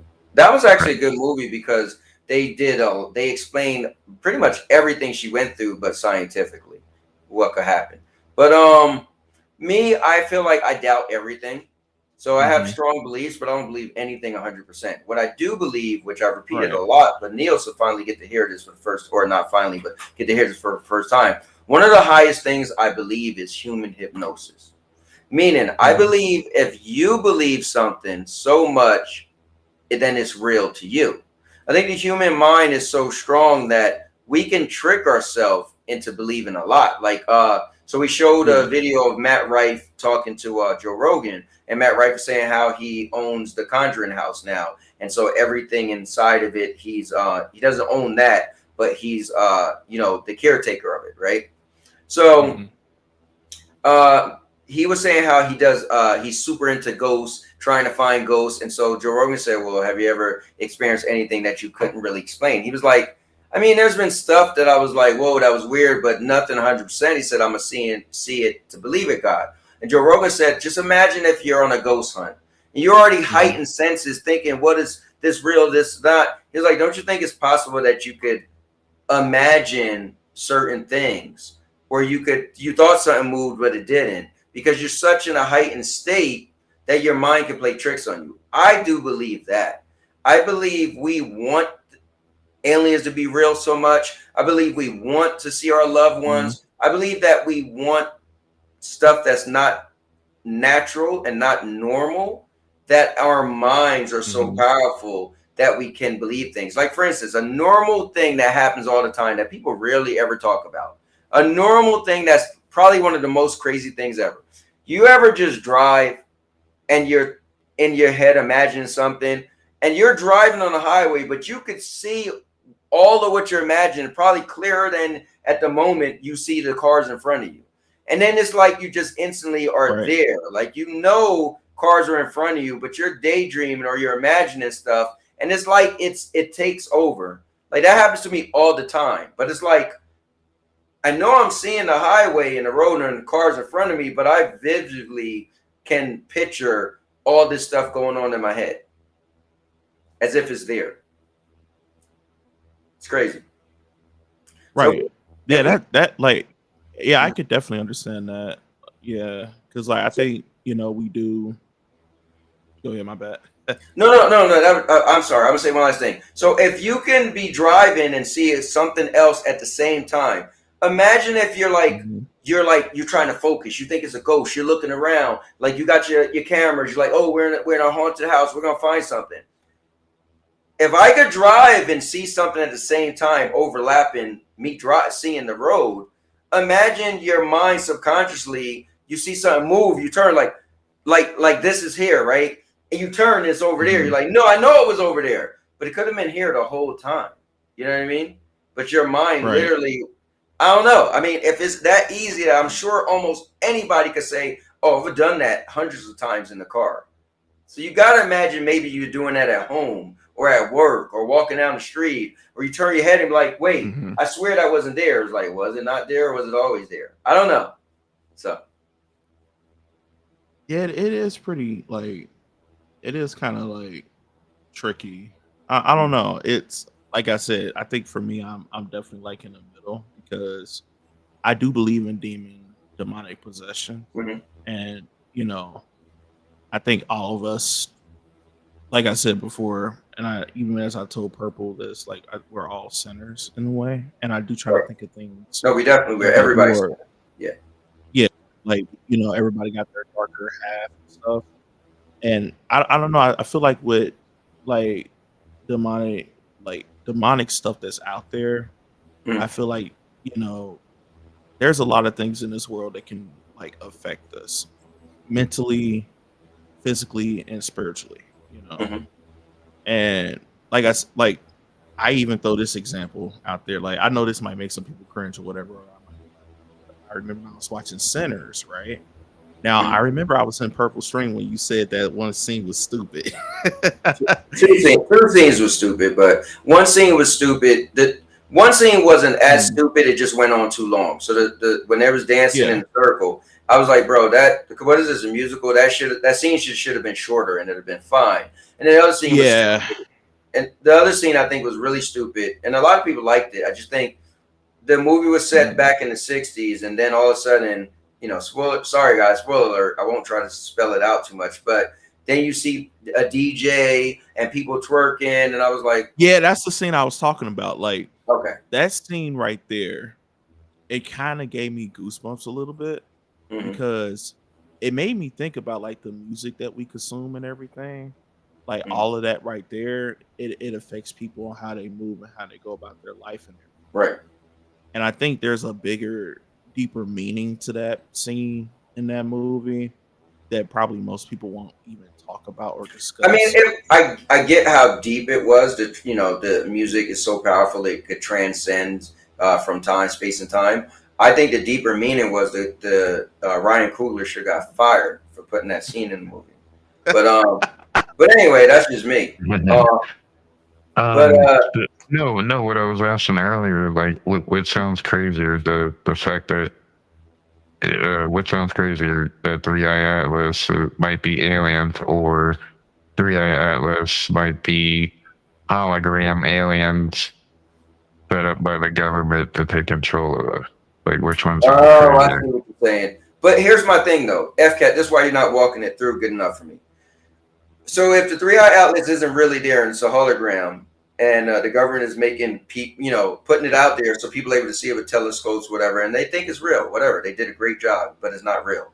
what's the payoff? Like what does you have to explain, like it's like you're starting a sentence and just leaving the end of it. It's like I walked down the street and came around the corner and that's it. You're like, okay, and then just say like years from now the government has some kind of new control over us or you, and we're led to believe a certain thing or way. But see, FCAT, that's the thing. We're already going through that now. That's what I'm saying. Like, you know, even with me, like when it comes to like government stuff, I think for myself. I don't let nobody think for me. I even do my own research on stuff. Like, politically, I am a conservative, but even though I am a Republican, I don't agree with other Republicans. I think these people are goofies. I think everybody in politics are goofies. I like to think for myself. I don't disagree with people just because there's already people going through the whole controlling narrative as it is now. It's not nothing new. I think I always love the saying the devil is in the details, and if you don't pay attention to the details, the devil will win. But I also think searching for the details is the devil as well. For instance, I think when you go down a rabbit hole, it's because you're going down the rabbit hole, right? So let's say you say, all right, I'm conservative or I'm Republican or whatever you could be, right? Not just specifically you, just saying in general. I think for me, I'm very intentional, right? In my actions, my thoughts. So I have to, what I was trying to say to FCAT when he come up with the scenario, there got to be a payoff, right? They got, like when people say, oh, well, you never use GFN? No, I never use GFN. Why not? I was like, well, I didn't have the payoff is complete control of us. Like that's the ultimate payoff. But see, like, you're not bridging anything to get there. So like you're thinking of it like money wise. You're thinking of it like, oh, how much they gonna get paid? No, this is about control. No, because over the the thing sheep. is, we're all thinking hypothetical things, but you're like, you can't walk it through to make it make sense. So it's hard for me to try to go through this hypothetical. Like if I said, I'm trying to make it make sense, like ultimate control over it. Right, and I get that, FCAT, like what you're saying. No, but you're just only getting to the end point, but you didn't walk me there. You're like, real quick, you're like, if 3i Atlas was fake, the government could take control of us. I'm like, how? No, I said they would come together, like in Independence Day. Remember, Independence Day, every country gets together and they take down the aliens. Right. Then they'll form a one world government after that. So how do we get to that point? That's interesting. How do we get to that? It just happens like that, and we accept it. We have to accept it. That's the whole thing. We have to accept it. Yeah, I could go with you on that. So okay, they take down. So all our governments join together. They collectively take down the aliens. They say, okay, now let's partner together and let's just have a one world government.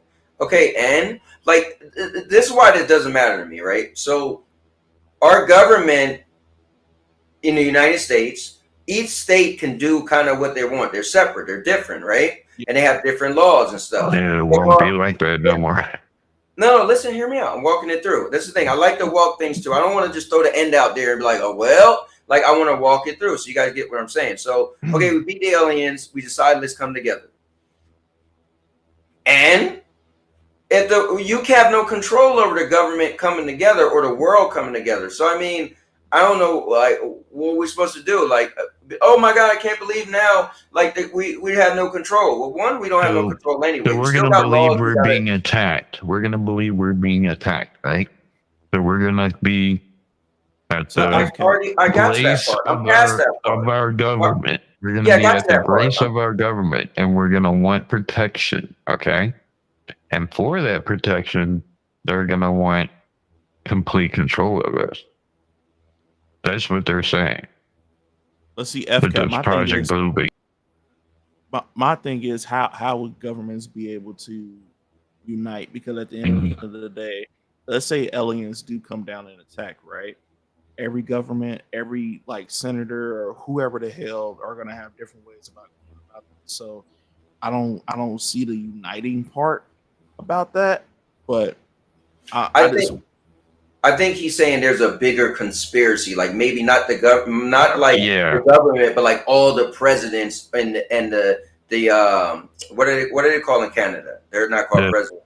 Prime Minister. The prime, yes, all the presidents or prime ministers and kings and stuff secretly want to make a one world government, and they've been waiting for this, so they're using 3i Atlas, which is actually fake, and say they defeated it, and so now they unite. Yeah, so he said in that interview that they've been preparing us for this with all the movies, with all the alien movies.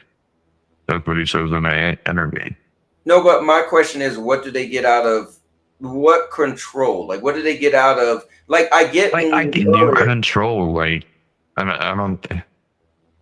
Because it doesn't make sense. That's why you're having a hard time. I don't know how to explain it to you. Like imagine listen, having control over people, Cowboy. Like, how would you feel? I don't think you get to tell them what to think, what rules to follow. Yeah, but so here's what's wrong with your thought process. These high power officials would have to have so many people on their side because one, as a society, we push back. We will have to right? be. So no, listen. People in the military push back, sure. No, listen. People in the military who have access to guns would go against this this whatever, right? Yeah. Like, how would they be able to control everybody? Like it just doesn't. Like they would have to have so many people under their control. They would also have to offer. Like, I think it was better when we said, what if the Bible wasn't real? And I said, well, I could picture that somewhere along the line, somebody decided to put the Bible together to control us as far as they don't want this world to go in chaos. So, like, you know, just imagine if nobody believed in a higher power and you could do whatever you want. This world would have been, like, probably destroyed. We just nuke people because why not? What's the worst that could happen? You just destroy the country. Hey, they could try to destroy me back. But the fact that we feel like, oh, if we do something bad, we won't make it to heaven. Whoa, let me calm down, right? That makes more sense. But to be like, well, we stopped the aliens and we got control. Like, anyway, I don't want to dogpile on your thing, but it's an interesting thought. I just feel like the payoff you're not making the payoff. For the people you're still talking about payoff. Like the payoff is the ultimate power and control. Like that's the payoff. Like there's no money. There's no what? Controllers to do what? Like what you would be like happy. Sheep. Huh? Like sheep. But that's the thing, FCAT. There's already so much sheep out here. I mean, if we're being honest, like real. Right now. Right. I mean, cause like that ain't gonna never really change. I mean, like there's already control right now. If you think about which one sounds crazier? Like, go ahead. No, I was just gonna say, like, if you think about the political world right now, and you know, especially like between liberals and conservatives, if you think about both of these groups of people right now, in some way, some shape or form or whatever, these people are literally already under control as it is. That's like whenever I look at anything political, I literally sit back and I question things. I'm always constantly questioning stuff. I never be like, oh yeah, that makes sense. Sometimes I'll be like that, but then I'm not always like that because I'm always questioning stuff. Well, some things are factual and some things are not. Yeah, I think what's cool is if you just have a logical mindset, when you say, oh, that makes sense, you already thought about it. Logically, you thought about it already. So you didn't really need to do the extra research. I think what catches us if you have a logical mindset is when something is like left field and you're just like, whoa. So it's hard let's hypothetically. Let's hypothetical this. Say like years from now, you can't even leave your house or else you get arrested, kind of. Right. What's up? What's going on? Say like that. Something like that happen. Okay. Like so new laws, new rules that you have to follow or out. You know what's crazy though? This might be bad for me to say this. I don't think that's that bad of a deal. You can't, because that's saying you're taking away people's privileges, rights. You can't do everything you want now anyway. True. You True, can't walk out yeah. there and just do it, have what you want when you want. You still think about it. Let me be honest. We're still have control. You know why? You gotta go to work every day. Most people. That's a Yep. form of control. That's real. You have That's to. real. You think we'll go to work every day if we wanted to? For, Hell for a no. piece of paper, or a digital number, cowboy. Right. We're slaving for a piece of paper and digital money. Yeah. Because in our mind, that's how people set it up. Yeah. Yeah, because we want to get That's something out control. of it, right?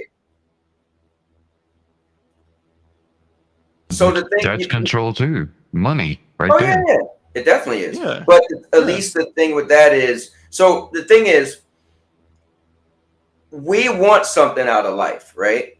Whether it's tangible or not, right? So we want cars, we want let's not say money, because money is pretty much what we want.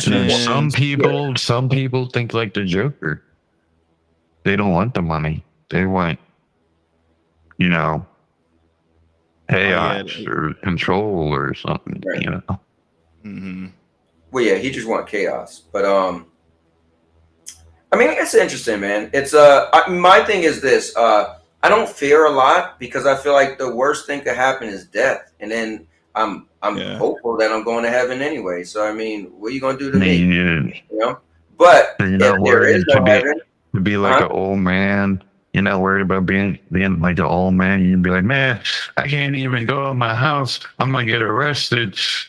Nah, and FCAT said this a whole bunch of years ago. No, you know what the thing is with me? I feel like with me, reason why stuff don't bother me. I really feel if you can't beat them, join them. Or I really feel if you can't do nothing about it, then it is what it is, right? I'm not gonna be the guy I never wanted to be the guy to be on the picket lines, protesting. I feel like I feel the I don't same know. way. I feel like it's kind of a lie. I feel like you think you could do something about stuff, but we can't really do much about stuff. And I feel like when we can do stuff, they just allowed you to do it, but for how long? So I feel like it's wasted energy. That's like the same thing like with the government shutdown right now. Like you got people out here making videos and stuff, but like, oh my God, they took away my benefits. Yeah, here it is. I'm young. I'm 22. I mean, like control too. I know, but at the end of the day, though, these people, the government, they want to condition you to make you feel like you need them when in actuality you really don't. That's why it's so important to like really go That's out the there. whole thing I'm trying to. That's the whole thing. I know. That's why I said I get what you're saying. Yeah. But at the end of the day, like that right there, my stance on this is that I don't give a F about food. Yeah, that's my stance too. I make my own. I make my own damn money to go get some damn food. So like, if you feel like, oh, I can't get this or that, but then here it is, you buying like 5 goddamn PlayStation 5 games. Like, well, you know what? You know what is cool is what you said on Purple's thing was great. You said people who are being dependent on the food stamps are setting themselves up for failure, and it's true because if you went so long taking assistance, the day they take it away, what are you gonna do? You was bumming off the system for so long, or let me not say bumming off the system. You was using the system so long because you were using it, right? You were benefiting because other people out here going to work, busting their behind, but you wasn't, right? And like the woman who said, I had 6 kids, blah, blah, blah. But at some point, did you think you were going to get that forever? Because really that stuff actually isn't supposed to be forever, right? You're supposed to actually have to get a job. Now, mind you, it's supposed you to be keep for popping out temporary kids. use. Right. And if you keep popping out kids and then you have to, part of your thing is, well, I got to watch them. Okay, I get it. So then the government have to keep paying your rent because your kids are young and blah, who's going to take you, they can't go to daycare, blah, blah, blah. But at some point, didn't you think your kids would get older? So at some point you had to think the government is going to pull that away from you unless you just thought you're going to have kids forever. Right. But at some point as a woman, you still couldn't have kids. Right. So it's like you set yourself up for failure. So I love when you said that. And I feel like Purple gave the pushback, but I felt like, no, you was 100% and you're right. I think that's when she threw out the Elon Musk thing, which I was like, I was just like, I was just really thinking to myself, because I looked into, I'm like, that's not really how he made his money. But like I said, when I get into like arguments like that, I just let people believe what they believe, just as they'll let me. You have to. So because you know, argument isn't a debate, right? And a discussion is That's a debate. yeah, that's correct. If you was debating, then it's like, okay, I'm trying to put so much out there against what she's saying. You guys are just having a simple discussion that caught you left field anyway. You know what I mean? That's true. But so it was, and I feel like somebody might say, like, "Oh, you debate me? You should be able to do it now." Like, no, that's so. When Jersey and we were talking, right, and they said, Drax said, "I think anybody, if you're a real gamer, you should be able to play anybody in a game you never played." I said that I don't agree. I said, "Why would I?" And competitively, I said that's not competitive. That's the opposite of competitive, right? Competitive is you. That?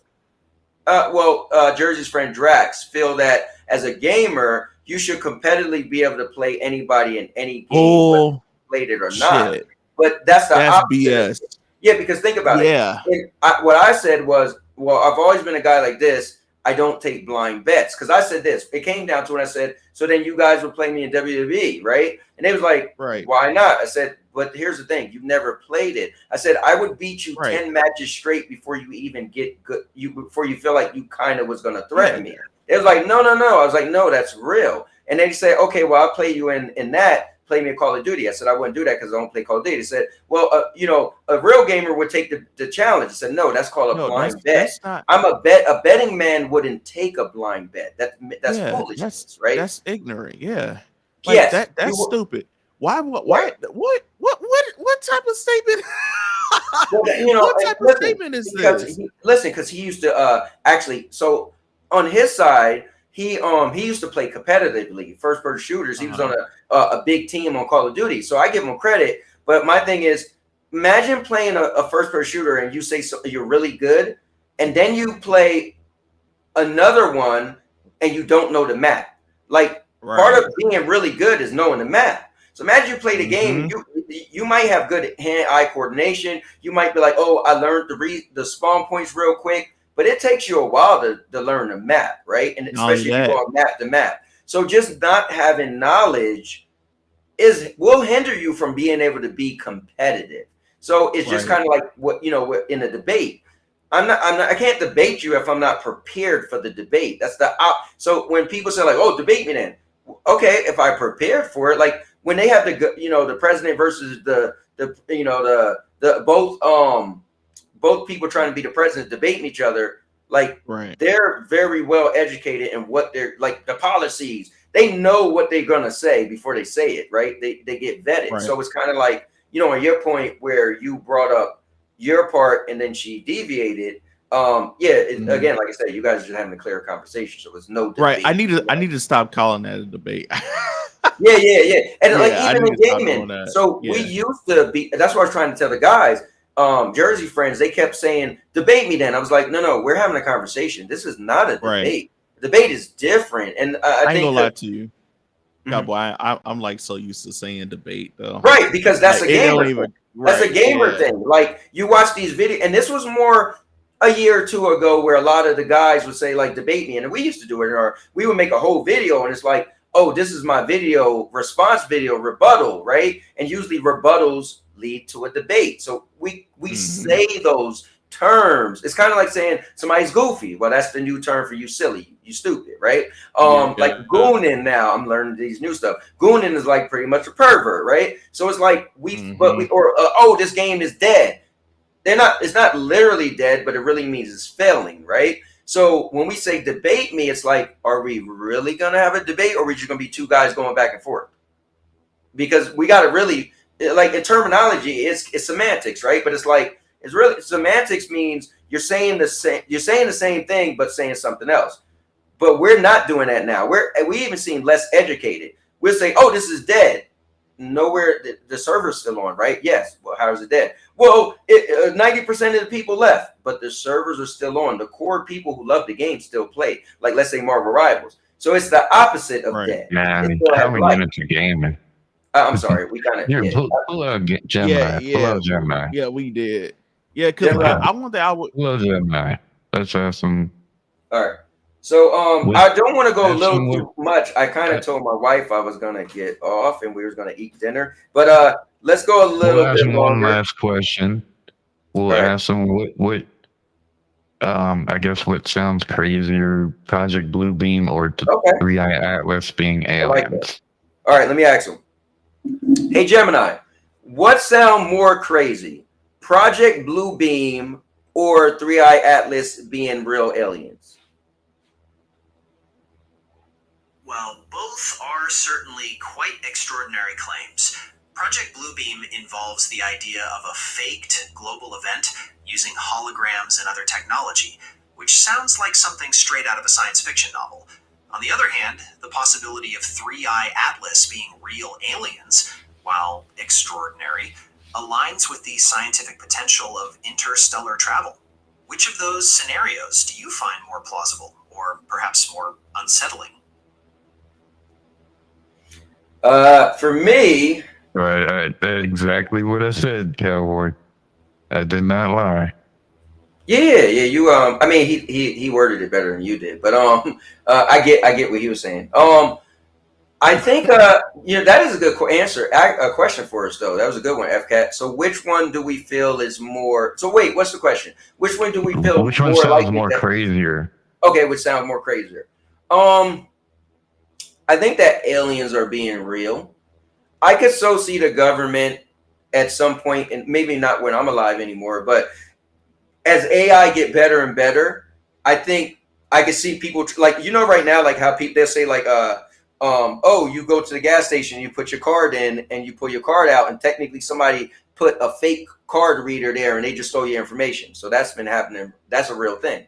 I could see 50 years from now, people using their personal AIs to be a hologram and trick somebody and get money out of them, like how they like are using the voice things and call people up saying like, oh, I got your wife kidnapped, and you hear their wife in the background and you send me money, but they never thought to call their wife phone, right? That literally has happened. That's been on the news. So I could see, I think real aliens being real is probably the crazier thing, because I can see humans. I think humans capitalize on everything, and we will at some point have holograms that's so good, like when they show Tupac and all that and Michael Jackson. We're going to some point have personal holograms you could buy at the store. That's going to be so good. And I could see on a larger scale, the government have a hologram and trick people. I could see that happening more than aliens being real. What about you, Neos? I think honestly, like if aliens were real, so for me, like I said before, like this whole conversation, I'm kind of like like I can see it, but then I'm also kind of like in the middle too, because like I agree. Damn, I can't say that though. It's hard, right? Yeah, it is, because like there's a part of me that wants to believe that there's life on those planets. Now, as I said before, probably like, with time and space, time and everything else is probably different for whatever's on those planets versus where we are right now. And just in the galaxy entirely. But I think, would I be surprised? So I'll put it like this. Would I be surprised? Yes. But would it be shocking to me? Not really, but kind of. I'll put it like that. I can't really want to know which one is worse though, or which one is how did you word it, FCAT? So ask him, pull him out again. No, I'm asking you though. What did you say? Which one is more Crazier. believable or worse? What was your question? Or which one sounds crazier? Oh, which one sounds crazier? So which one sounds crazier? So give me the whole spin through again, FCAT, because this is. Well, if he's saying if you had to choose, which one sounds crazier? The government faking that aliens are coming so they could have control over you, or real aliens actually coming? Gemini, please. We're gonna ask him, what is the ultimate goal for Project Bluebeam? Okay, that's what we asking him. Yeah, what is the payoff for Project Bluebeam? Asking him. Okay. Gemini, what is the ultimate goal for Project Bluebeam? Project Bluebeam is the name of a conspiracy theory. It suggests that the goal is to create a faked global religious event, possibly using holograms and other advanced technology to manipulate people and establish a new world order. Do you want to hear more about the specifics of the conspiracy theory? Well, I want to know what's the payoff? What's the end game? According to the theory, the ultimate goal of Project Bluebeam is to create a one-world government and establish a single world religion that everyone would be forced to follow. The idea is that by faking these major events, the general public would be scared into submission and willingly accept a new system of control. What are your thoughts on that? I think it's silly to think the general public would follow everyone. I think it would be so much revolting. Bro. You make a good point. It's definitely hard to imagine everyone willingly accepting a single system without significant resistance. Human nature often pushes for individuality and freedom of thought. What do you think would be the major obstacle to such a plan, in your opinion? Okay. But no, that's great though. He broke it down pretty good. My man Gemini. Now you heard that, Neo, right? Yeah. What do you think? I think the government thing would I would say probably aliens, because the government stuff really don't surprise me. That's the bad. You know what's crazy? That's the bad thing. It's like most people probably gonna be like, government wouldn't surprise me. It's like, damn, that's kind of crazy. We think about our government like that. Yeah, because like everything that's going on in the government, that's like when people get cut off or lose benefits or whatever. Like I said, like our government is something that we should not put our I don't think we should put our trust in. I think at the end of the day, people need to really put their trust into God instead of putting their trust into other human beings. I'm just gonna say that. I know not everybody believes in Christ or whatever. Yeah. That's fine. But at the end of the day, putting your trust into other human beings such as ourselves, right? That I think that's where a lot of people are effing up at and relying on government or whatever, new world order stuff that they're doing. Mm-hmm. That's like when Trump sent those missiles and stuff off to what's that damn place called again? I forget the place, but he sent those missiles off on those nuke sites. And in my mind, I was just thinking, like, why is we dipping our nose into other countries and stuff, businesses?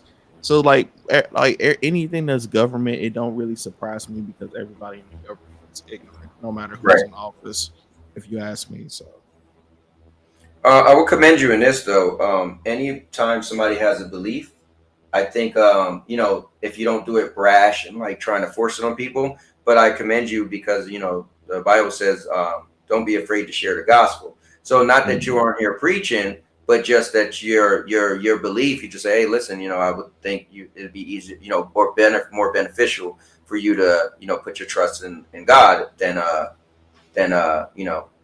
humans, pretty much. I think earlier before you came on, we were like, what if religion wasn't real and it was only started so because he was trying to explain the Project Bluebeam or whatever, and I was like, yeah, I could see that, if religion wasn't real and but it was used for good though, right? Like even if God wasn't it's like, okay, I used to say this: do you want to live your life to the way that if God is real, right? Or do you want to live your life a certain way, and if God isn't real? Now, imagine live your life a certain way that you don't care about God, and God is real. And if you live your life believing in God, and God isn't real, then you lived a better life believing that God was real than if you believed that God wasn't real. So just imagine, right? Right. So, and I get that too. Like, I have thought about that before, and I know I'm very young. Like people probably clowning me, but like, oh boy, you don't know what the hell you talking about, whatever. But at the same time, though, from a person that I'm young, I said a lot of dumb stuff to people, or whatever, and I feel like I have to put my faith and my belief into this because at the end of the day, I think that there is redemption in life, and I think that's what's important to me is being able to redeem myself. Because I'm not gonna lie to you, I'm not like the most nicest person in the world. I'm not. I'm like brutally honest. I tell you how it is. I don't really care about your feelings. But then I often find myself thinking, sometimes like, man, I don't want to be in my 40s or my 50s with the same mindset or, ill will towards people. Like, I want to be able to, like agree to disagree with people. That's one thing I'm still learning on now. Like, even when I had that whole conversation with Purple. So wait, real quick. So real quick. Uh-huh. So this is you then, huh? Man the fuck up. You're not here to babysit grown man feelings. That's you. Yeah, you can say that. As you were saying it, I was like, I ain't sound like somebody I know. But yeah, I don't know. Like at the end of the day, it's just like I said. I think when I get older and how I am like now as a younger person, I don't want to have like the same mindset. I kind of want to be more. I don't know. I can't even really say it right now. It's just I don't know. I can't really say it the way I really want to, or think the way I really want to say it. I got you. Well, I think the good thing is if as you get older, if you just tell yourself you want to be a good person, right, for yourself and others, and as you get older and life throws you curveballs and life, make you want to not be a good person to yourself and others, you just fight against the things in life that makes you not want to be a good person. And I think if you do, like, that's as simple as it could be. Because I'm 49, right? I can't believe I'm going to be 50 years old next year. That's wild to think about it. Look at me, boy. But that's a blessing too, and you look real good, man. I don't No, know. yeah, Cowboy. no. The thing is, Cowboy. I feel like if you see hologram aliens, you're gonna be like, oh, I don't know what's your ultimate. What are you getting out of this? It's gonna fly over your head. You're gonna be like, because you gotta think about it though. You gotta think about the way you said it. Think about even what you just said out your mouth.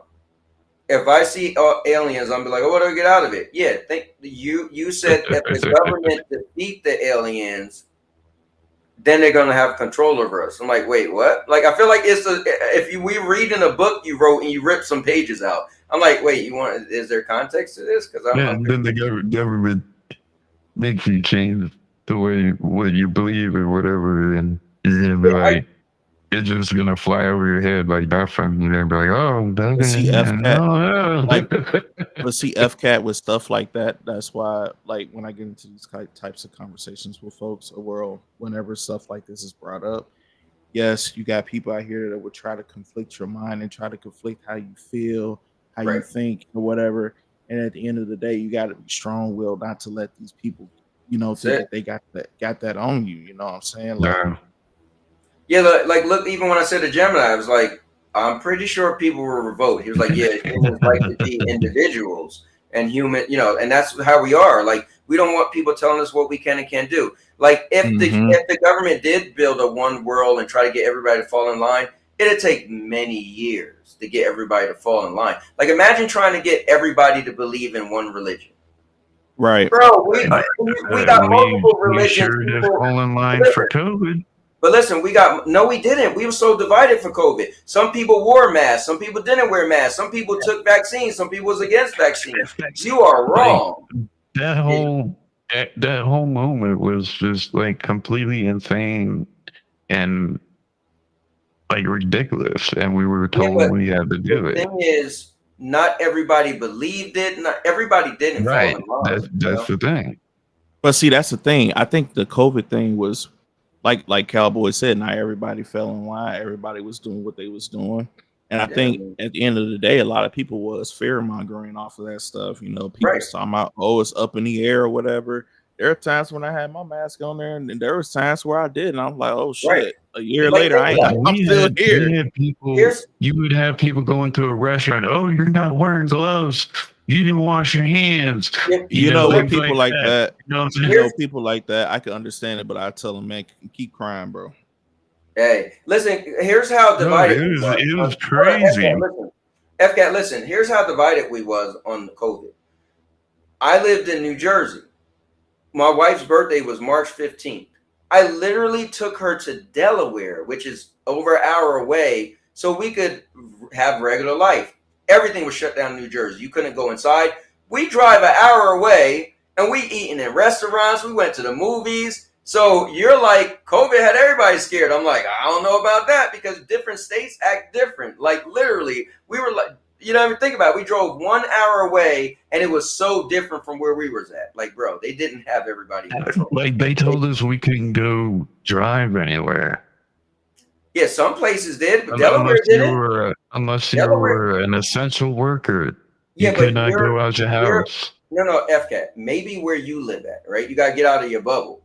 If you only think about where you live at, same way with me. If I never drove to Delaware and we went shopping, like I even joke with my wife. We went to Delaware. They told us we could only go out to shop at the grocery store. No. We went shopping. We went to the Tanger outlets, right? Which is in Delaware, right? And my wife, like, she likes to touch everything. She was like, "Oh, this I got it on video, bro." I'm telling you, Neos, this is something about me. If I'm saying something, 90% of what I'm saying, I got a video. My wife touching everything. I'm like, "You're the reason why COVID gonna spread. Stop feeling and everything." But we literally we wasn't shopping in grocery stores. In Delaware, everything was open. The mall, the movie theater. Like, where's Jersey, we couldn't do all that. I'm telling you. So what you're saying, they controlled us. I'm like, they really didn't. They controlled some places, but a lot of places, you know, I never took the vaccine. And then it got to a point to where you couldn't go into a place unless you had the vaccine card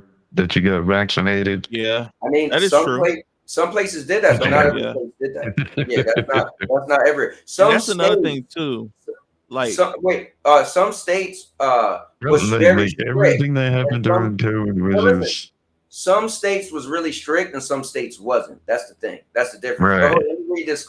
Wilson in the building. He said COVID was crazy time, but hey, it was also the best and basically only time to be a stadian. Hey man, that's how I met you, Wilson. So good stuff, brother. COVID brought us together. Go ahead, FK.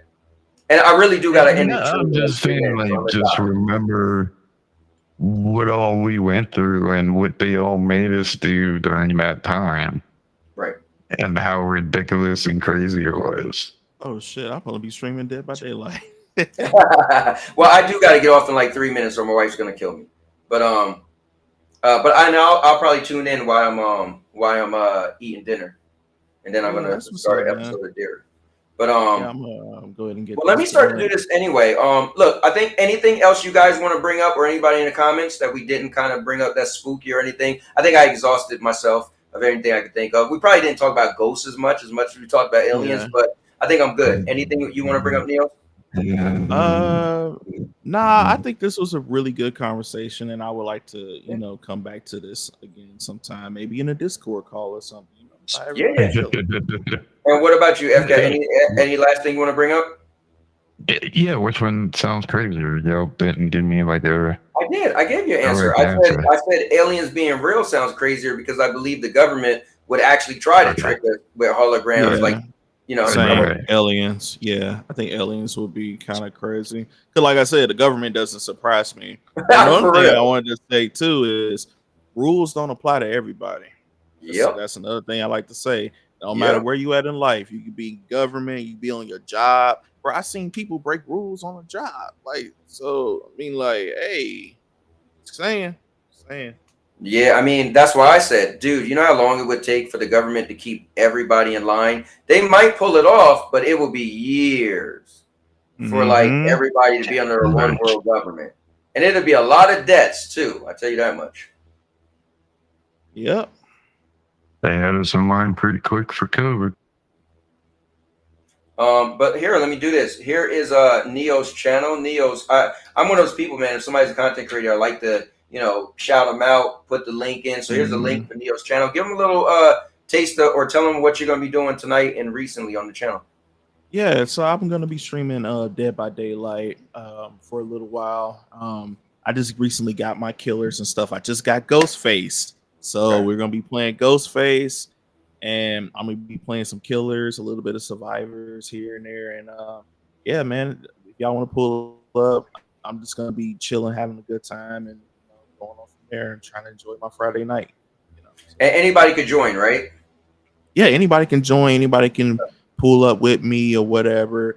It doesn't matter. Like, let's just have some fun on this Halloween. Yeah, because I think that's the one cool thing with Dead by Daylight. It is crossplay on like everything. So Yep. The only thing about it that I don't like is that it ain't cross progression or cross save, because the fact that I gotta buy everybody again, that luckily there's people on sale though, so I say that. So yeah. Okay, that's cool. Yeah. All right, guys. Well, look, you definitely check Neos out. And me and FCat will be back on Tuesday. My wife and I was gonna stream some Little Nightmares 3. I don't know if we will or not tonight because we want to eat dinner and then we'll probably watch an episode of Dairy. So they made the second episode come out earlier tonight just because of Halloween instead of Sunday. So, but yeah, this was a cool stream. I love video games, but I love this stuff too, man. I love when we start talking I'm about. sorry that it got political. It went from aliens to ghosts and a little political at the end. Well, you know the thing is, I always say with this channel or this podcast, it's conversations, man. I'm more interested in having conversations. So if it goes left, let it go left. Like I always tell people, this isn't a gaming podcast. This is a whatever.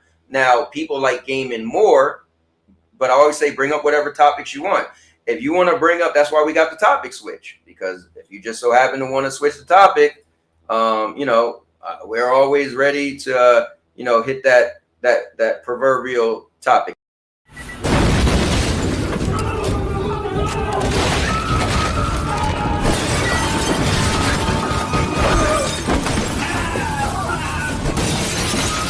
Topic switch. So it can't get crazy. I feel like all you guys, we need to end this off in a nice, warm, cuddly feeling. It's Halloween. I hope you guys are enjoying it. You get some candy. This year, I have no kids or no grandkids, so I can't get no candy. So that sucks for me. But I want you guys to feel warm and cuddly like this guy.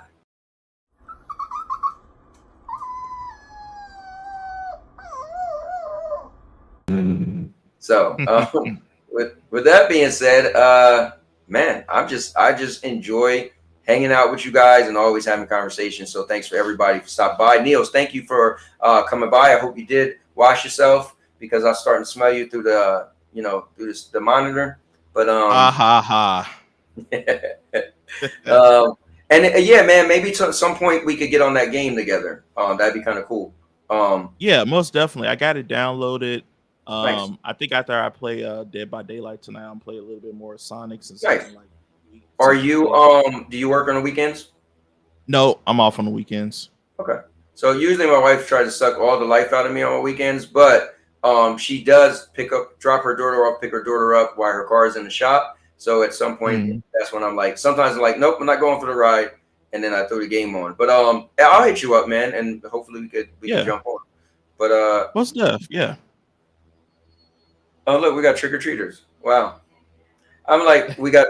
I look like, who the hell's at my door? The kids pointing at me talking about candy. They're looking at me like, yo, you ain't getting up? Yeah, I'm streaming right now, kid. But anyways, all right, guys, I'll see you in the next one. And with that being said, and now your mama knows. Oh, man. I'll make you famous. Because I'm a cowboy! Oh, man.